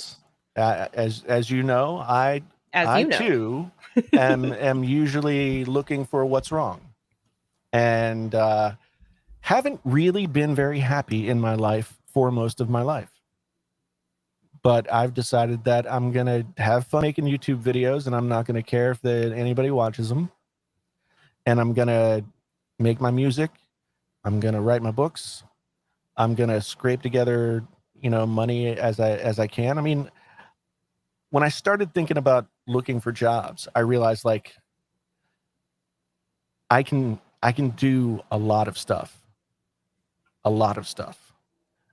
skills that I've built over the years.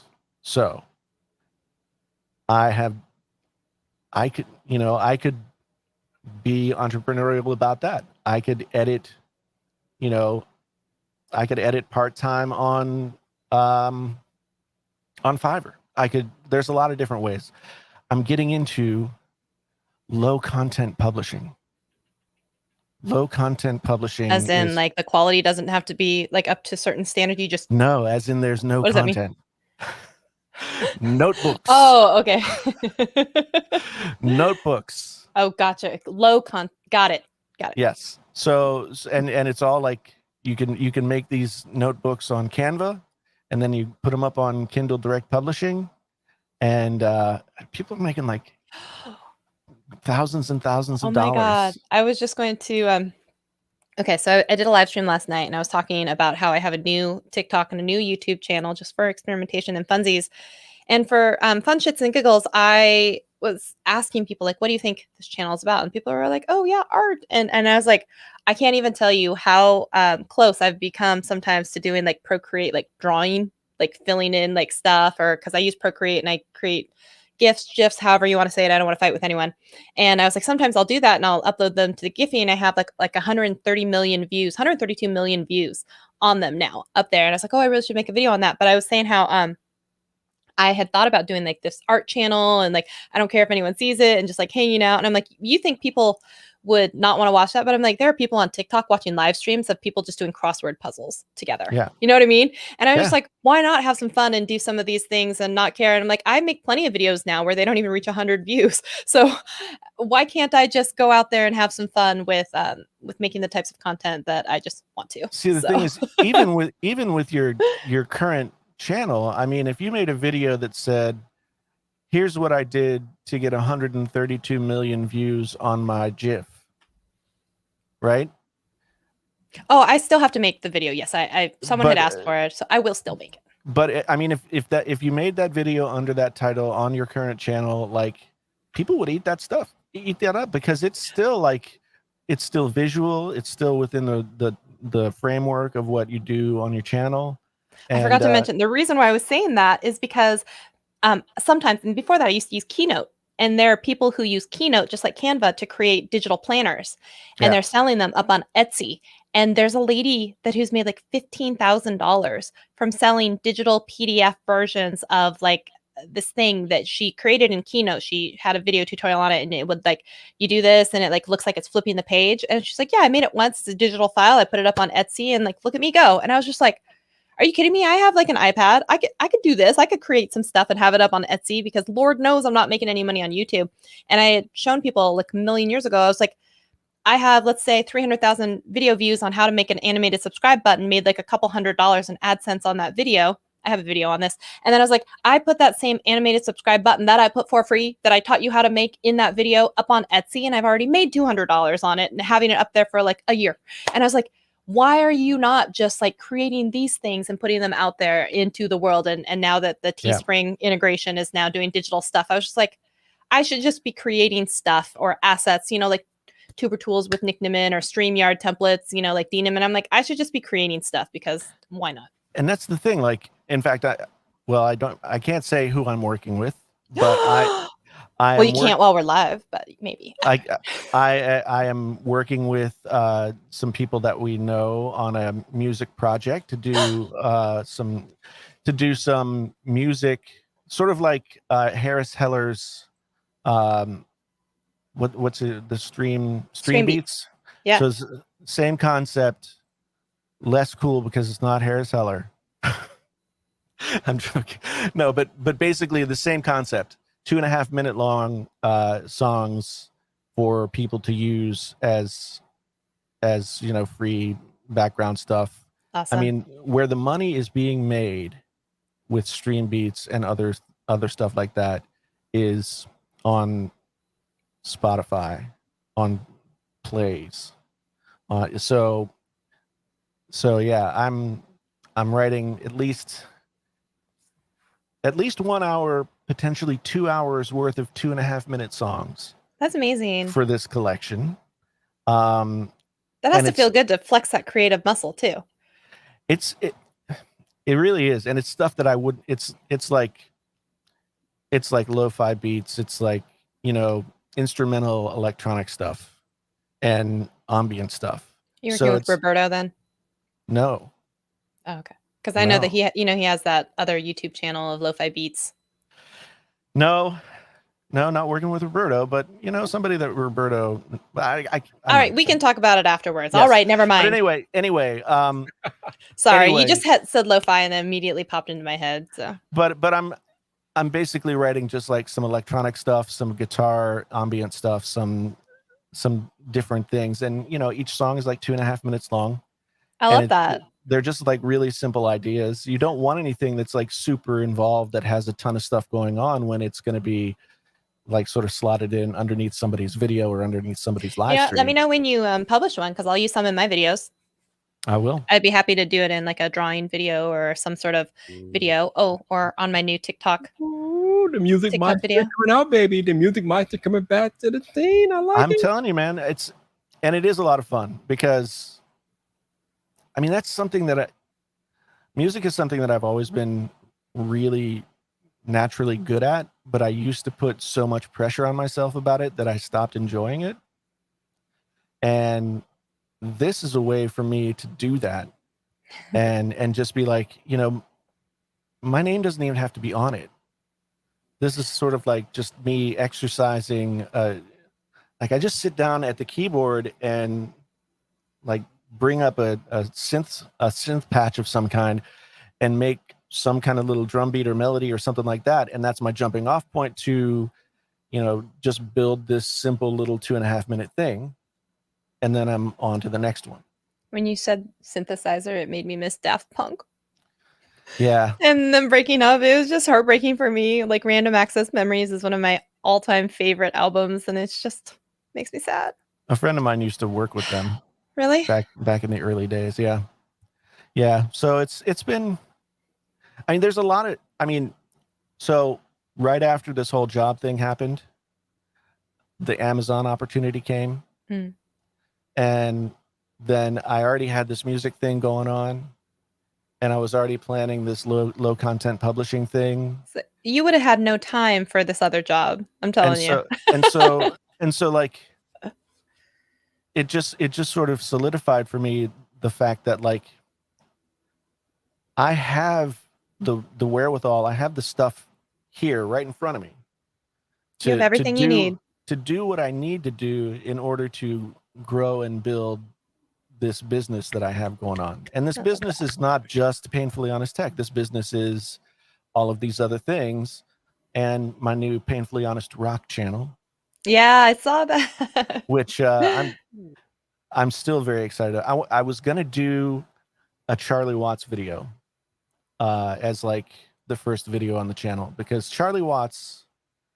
Now I'm in the war of the Beatles and the Rolling Stones. I most definitely land on the Beatles side. But Charlie Watts is the thing that made the Rolling Stones work. Because Charlie Watts was a clock. He was always on time, right? The rest of the band was just all over the place. Loose and all over the place, but Charlie Watts held it down without ever saying a word. My favorite Charlie Watts, two favorite Charlie Watts stories. Charlie Watts had an assistant who carried his keys, his wallet, his cigarettes, his phone, all those kinds of things, because Charlie Watts wore those suits, tailored suits, and he refused to put anything in his pockets because putting anything in his pockets would ruin the lines of the suit. It's commitment. And I'm just like, okay, that's badass, right? Another story, I think this is from the 70s. The Rolling Stones are on tour. Mick Jagger's drunk in his hotel room, and he calls Charlie Watts' room on the phone, and he's like, "Where's my drummer?" Charlie Watts gets out of bed, gets dressed, puts on his suit, tie, the whole deal, brushes his hair, walks down the hall to Mick Jagger's room, knocks on the door. He opens it. He punches him in the face and says, "You're my fucking singer." And yeah, Charlie Watts was a bad man who never had to say a word. I love you remember the Tom Hanks movie, the Wonders? Yeah. And he goes through in that entire thing, and he talks about how the drummer is not only the backbone of the entire band. They're the one that keep time, but they're usually the ones that end up keeping the band together. That just reminds me of that. That was a good movie. I agree. That was one of the first ones that he released under Playtone when he had released that new movie company. So. And a friend of mine wrote that song, That Thing You Do. Shut up. Yeah. That's amazing. Yeah, and he also, I was friends with his writing partner. Well, they both wrote together. They were in a band called the Candy Butchers. It was these two songwriters, and they wrote that song. And one of the guys in that band was one of the first somewhat famous people to die of COVID last year. He was 50 years old.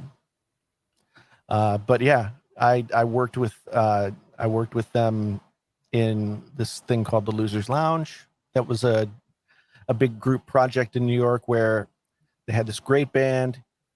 They would get all these singers together, and they would do a 2-hour show about like featuring the music of somebody. So we did one on Tom Waits, Brian Wilson, Elvis Costello, Burt Bacharach, Glenn Campbell. You know, we did like shows on all these guys, and so they would get people who weren't famous yet, and people who were famous, or you know, almost famous, and it was just so much fun because the band was so good and the singers were so good, and it was an amazing show, and they sold out like every night that they did it. They did it like quarterly, and yeah, that's how I met Matthew Cause from Not a Surf, Oh, cool. and became good friends with him, and you know, just a lot of different people who. You have so many fun stories, and I have to like, for a scarcity mindset for just a second, like it would be nice to be in a position where you're not only talented but like actually good at what you do, because I can tell you right now, I live stream on Twitch every Sunday, and I take sad songs and I just make them sadder, and I am not good, but it's still fun. I still have a good She is time. lying. She That's- had that's comedic all- skills. It's She's still fun. lying. Yeah, it's all it's supposed to be, though. It's supposed to be fun. I will say though, I'm kind of close to getting enough requirements over there for Twitch, To be an whatever affiliate. affiliate thing. So maybe one of these days, I'll feel like I'll have made it. Do it. Yo, Trent, man. Thank you for the super chat, sir, and thank you for the love, man. Appreciate you, Trent. Thank you, man. Hopefully What is he congratulating you for? Oh, Jason, you don't. Oh, Jason, you don't know. I don't know. So I tonight signed the paperwork, Jason, and I am now. I can't talk. I accepted a full-time position to work with VidIQ. Awesome. Yeah, That's cool, man. thank Good you. for you. Awesome. Sir. Yes, sir. Nice. Definitely excited. Should be That's fun. very cool. Yeah. Congrats, man. Thank you. That is cool. Mm.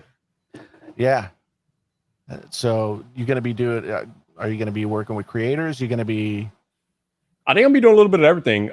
When they first described the duty to me, it was gonna be partly making content and partly working with their creative partners. But I mean, it's a startup, so I mean, we're gonna be doing a little bit of everything. I'm guessing. So Yeah. should be fun. You That's wear a lot of awesome. hats. Yeah. that's awesome. Yeah, man. Congrats. I came in late. I didn't know. No, it's all good, man. I don't know. Thank you. Yeah. Awesome. No doubt. Yeah, man. It's, I hope that's going to be a lot of learning and fun for you too, though. So Yeah, I get a chance to dig a little bit deeper into YouTube and all that good stuff. No, it should be fun.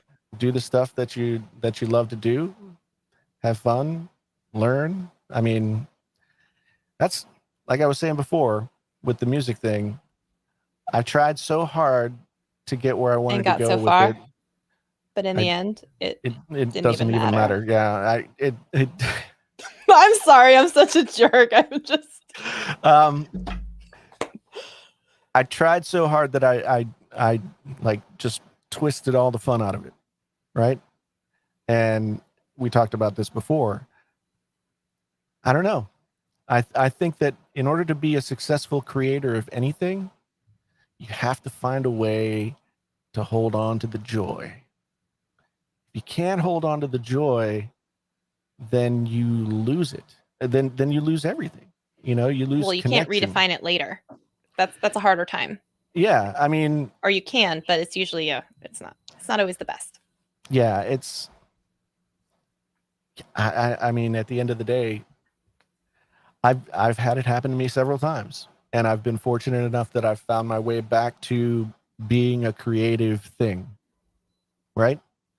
When it became clear that my music career was not going to be my full-time gig, when I was, my daughter was, newly with us, and I was in my early 30s, and it was just like, there came a moment where it's like, I'm not 25 anymore.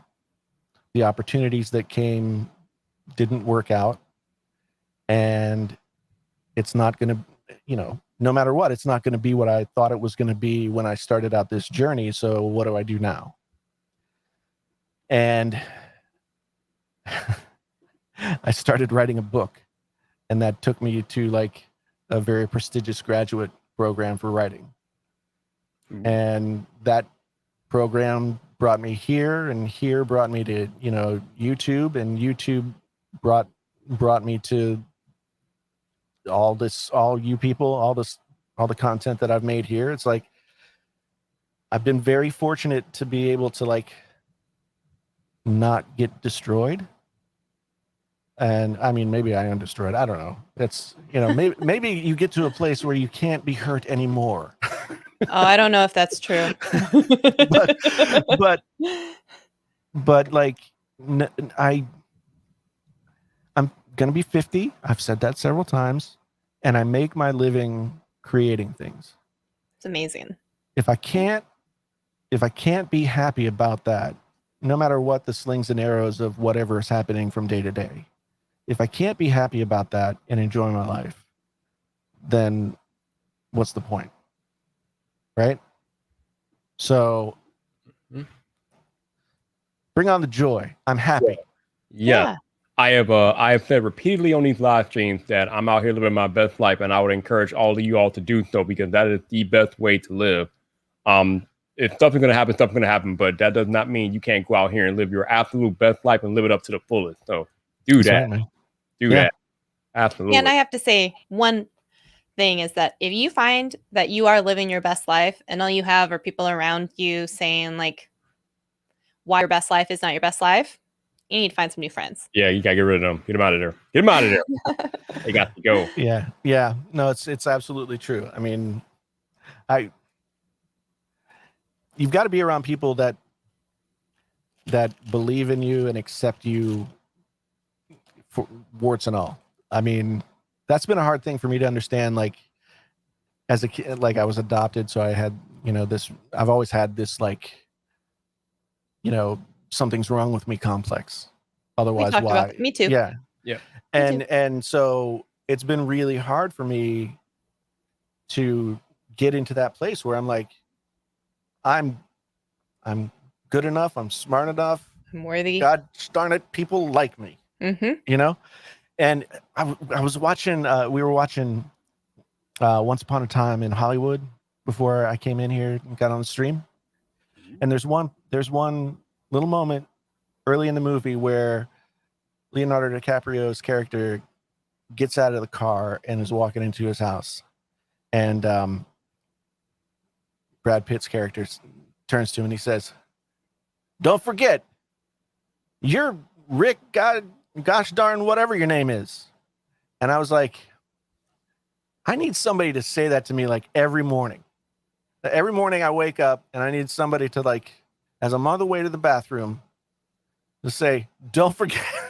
It should be you in Yeah. the mirror. I know. So I'm going to tell you right yourself. now, I don't even know the rest of the song. I blame TikTok, but it's like someone said, these are your daily affirmations. And I started going with it, and it's, I don't do it daily, but every once in a while. So I'll just kind of sit there and I'm like, I am healthy. I am wealthy. I am rich. I am that bitch. I am going to go get that, bag, and I am not going to take your shit. It's some rap song. I don't even know what it is, but I'm just like, yep, daily affirmation. There it is. Look at me go. You know what the crazy thing is? Like, I did a daily affirmation thing. I had it set to, like, alert me when I knew that I would be walking from my car to my office when I was still working my job. And I don't remember exactly what I said. It was just like a list of things. And one of them was, I'm going to grow to 100,000 subscribers on YouTube. And within 6 months, that happened. Sometimes when you put it out there, right, into the universe, things hear you. So I also believe strongly in this attitude of gratitude, so can you start? I think a lot of us, we grab our phone first thing in the morning, we get into some Twitter beef, we, go into the YouTube comment section, and what was going to be a really great day has now just gone in the shitter because someone called you fat or stupid or ugly or whatever else it is, fat and stupid and ugly, and not just separate all in the same comment. And so it's really kind of a really bad headspace to be in. And so I have found, it's not every day or anything, but like if you can at least think of, or if you want to write down things that you're just grateful for, and you can start that day in like that right mindset, I find more often than not, those days go better than the ones where I immediately pick up my phone and start thinking of all the things I haven't done. And the other thing is that a lot of times people think about what they don't have instead of thinking about what they do have. Maybe if you focus more on what you do have, then you might have a better mindset moving forward, and then it might help you to acquire some of those things that you don't have. Right. Well, once I got deep into the inner workings of like building to where I could leave the job, I stopped doing the affirmations.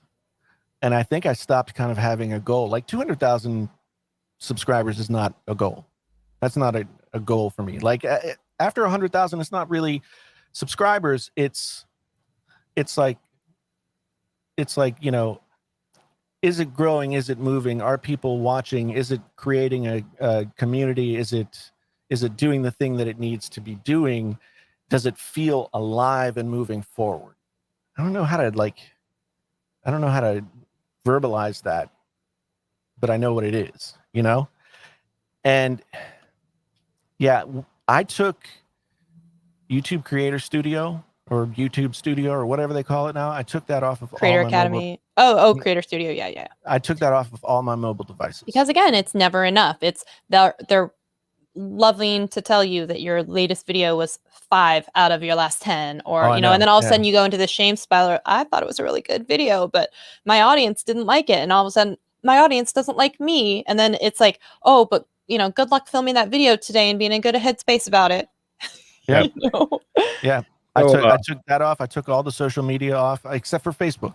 Weirdly enough, Facebook is like non-toxic to me. That is very weird, Jason. That is very weird. I don't really engage there though. I like, you know, I might talk about I would say, you know what, though, that is one thing I have learned right now. Not every fight is my fight.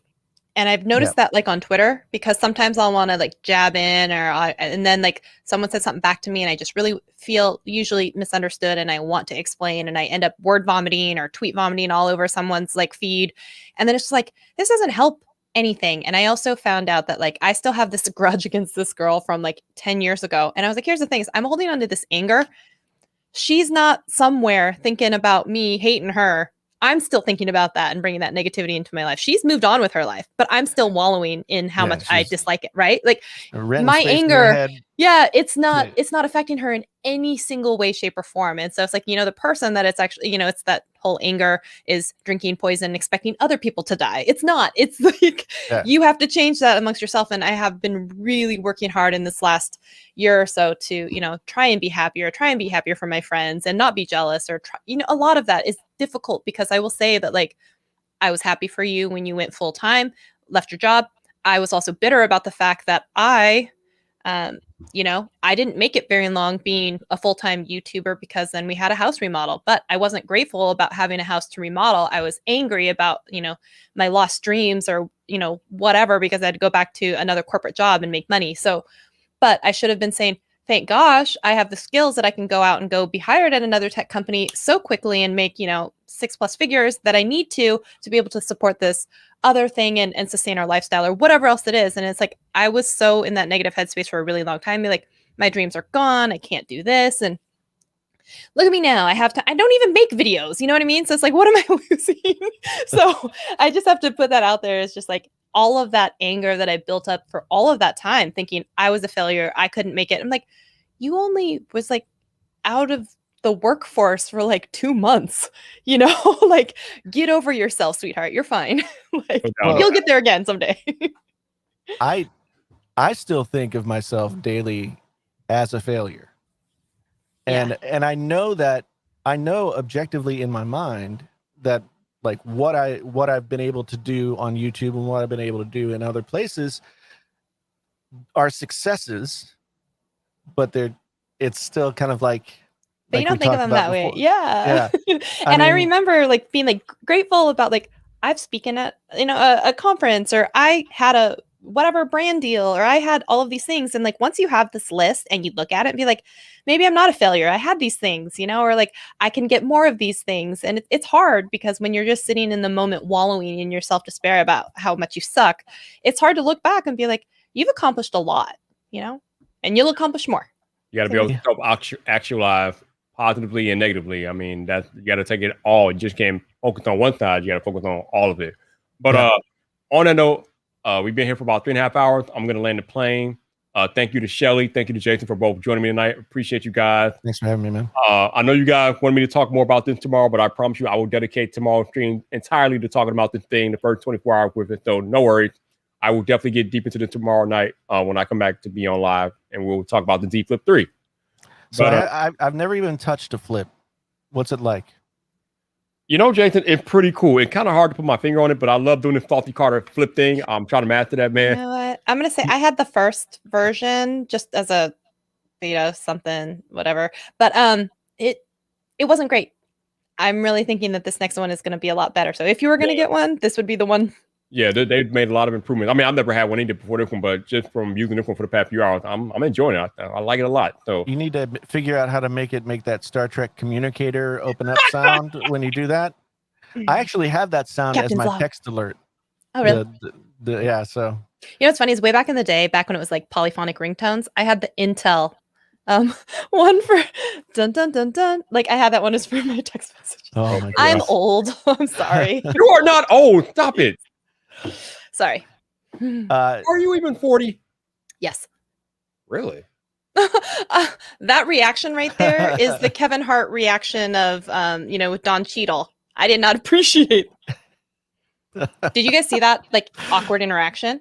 No, I might have seen. I think I know. I think Oh, I know it what was you're all talking over about, but Twitter. yeah. Yeah. So Don Cheadle was saying like, "Oh, I just turned 50," and Kevin Hart was like, "Damn!" And he was like, he just looked at him, and then he starts apologizing profusely, and he's like, "I didn't mean it like that. I just mean like you look so good." And I'm like, "No, there's a different reaction you have when you mean it one way. You meant it in a different way, and like that's okay. But like, I'm gonna let you know you're a jerk right now." It was interesting, fascinating. You should watch it.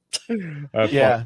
Yeah, there's a difference between the wow, I would have never guessed, and wow, I had no idea. Yeah, or it's like, you look so good, you look amazing. No one would have ever thought that, but it was the way in which he said it and then the Yeah. reaction. But kudos to Don Cheadle for just like standing his ground and looking at him and be like, explain yourself. Like, Yeah. it was awesome. I mean, Kevin Hart. Yeah, exactly. And he's like, I you don't- know me, I'm just overly animated. He's like, There's like one synapse between his brain and his mouth. It just like psh, goes. Well, for the record, you don't look 40, and I mean that in a good way. So I don't know what the hell you're doing. Maybe I need to learn your secrets or something. But damn. okay, Kevin. And I don't look 60. Maybe I do. No, you don't look 50. Not at all. But on that note, y'all have a good night. Like I said, I will spend the entire stream tomorrow talking about the bad boy because we didn't get to it tonight, and we'll just take care of that tomorrow. But what are you doing, Vyyyper? What are you doing, Vyyyper? This is wrong. You don't go out like a little fish. No, we go out hard. Let's try Kevin again. Hart. Let's try again. But until the next time, people, this your boy Vyyyper, the man about tech. You know where to find me. So come back for more.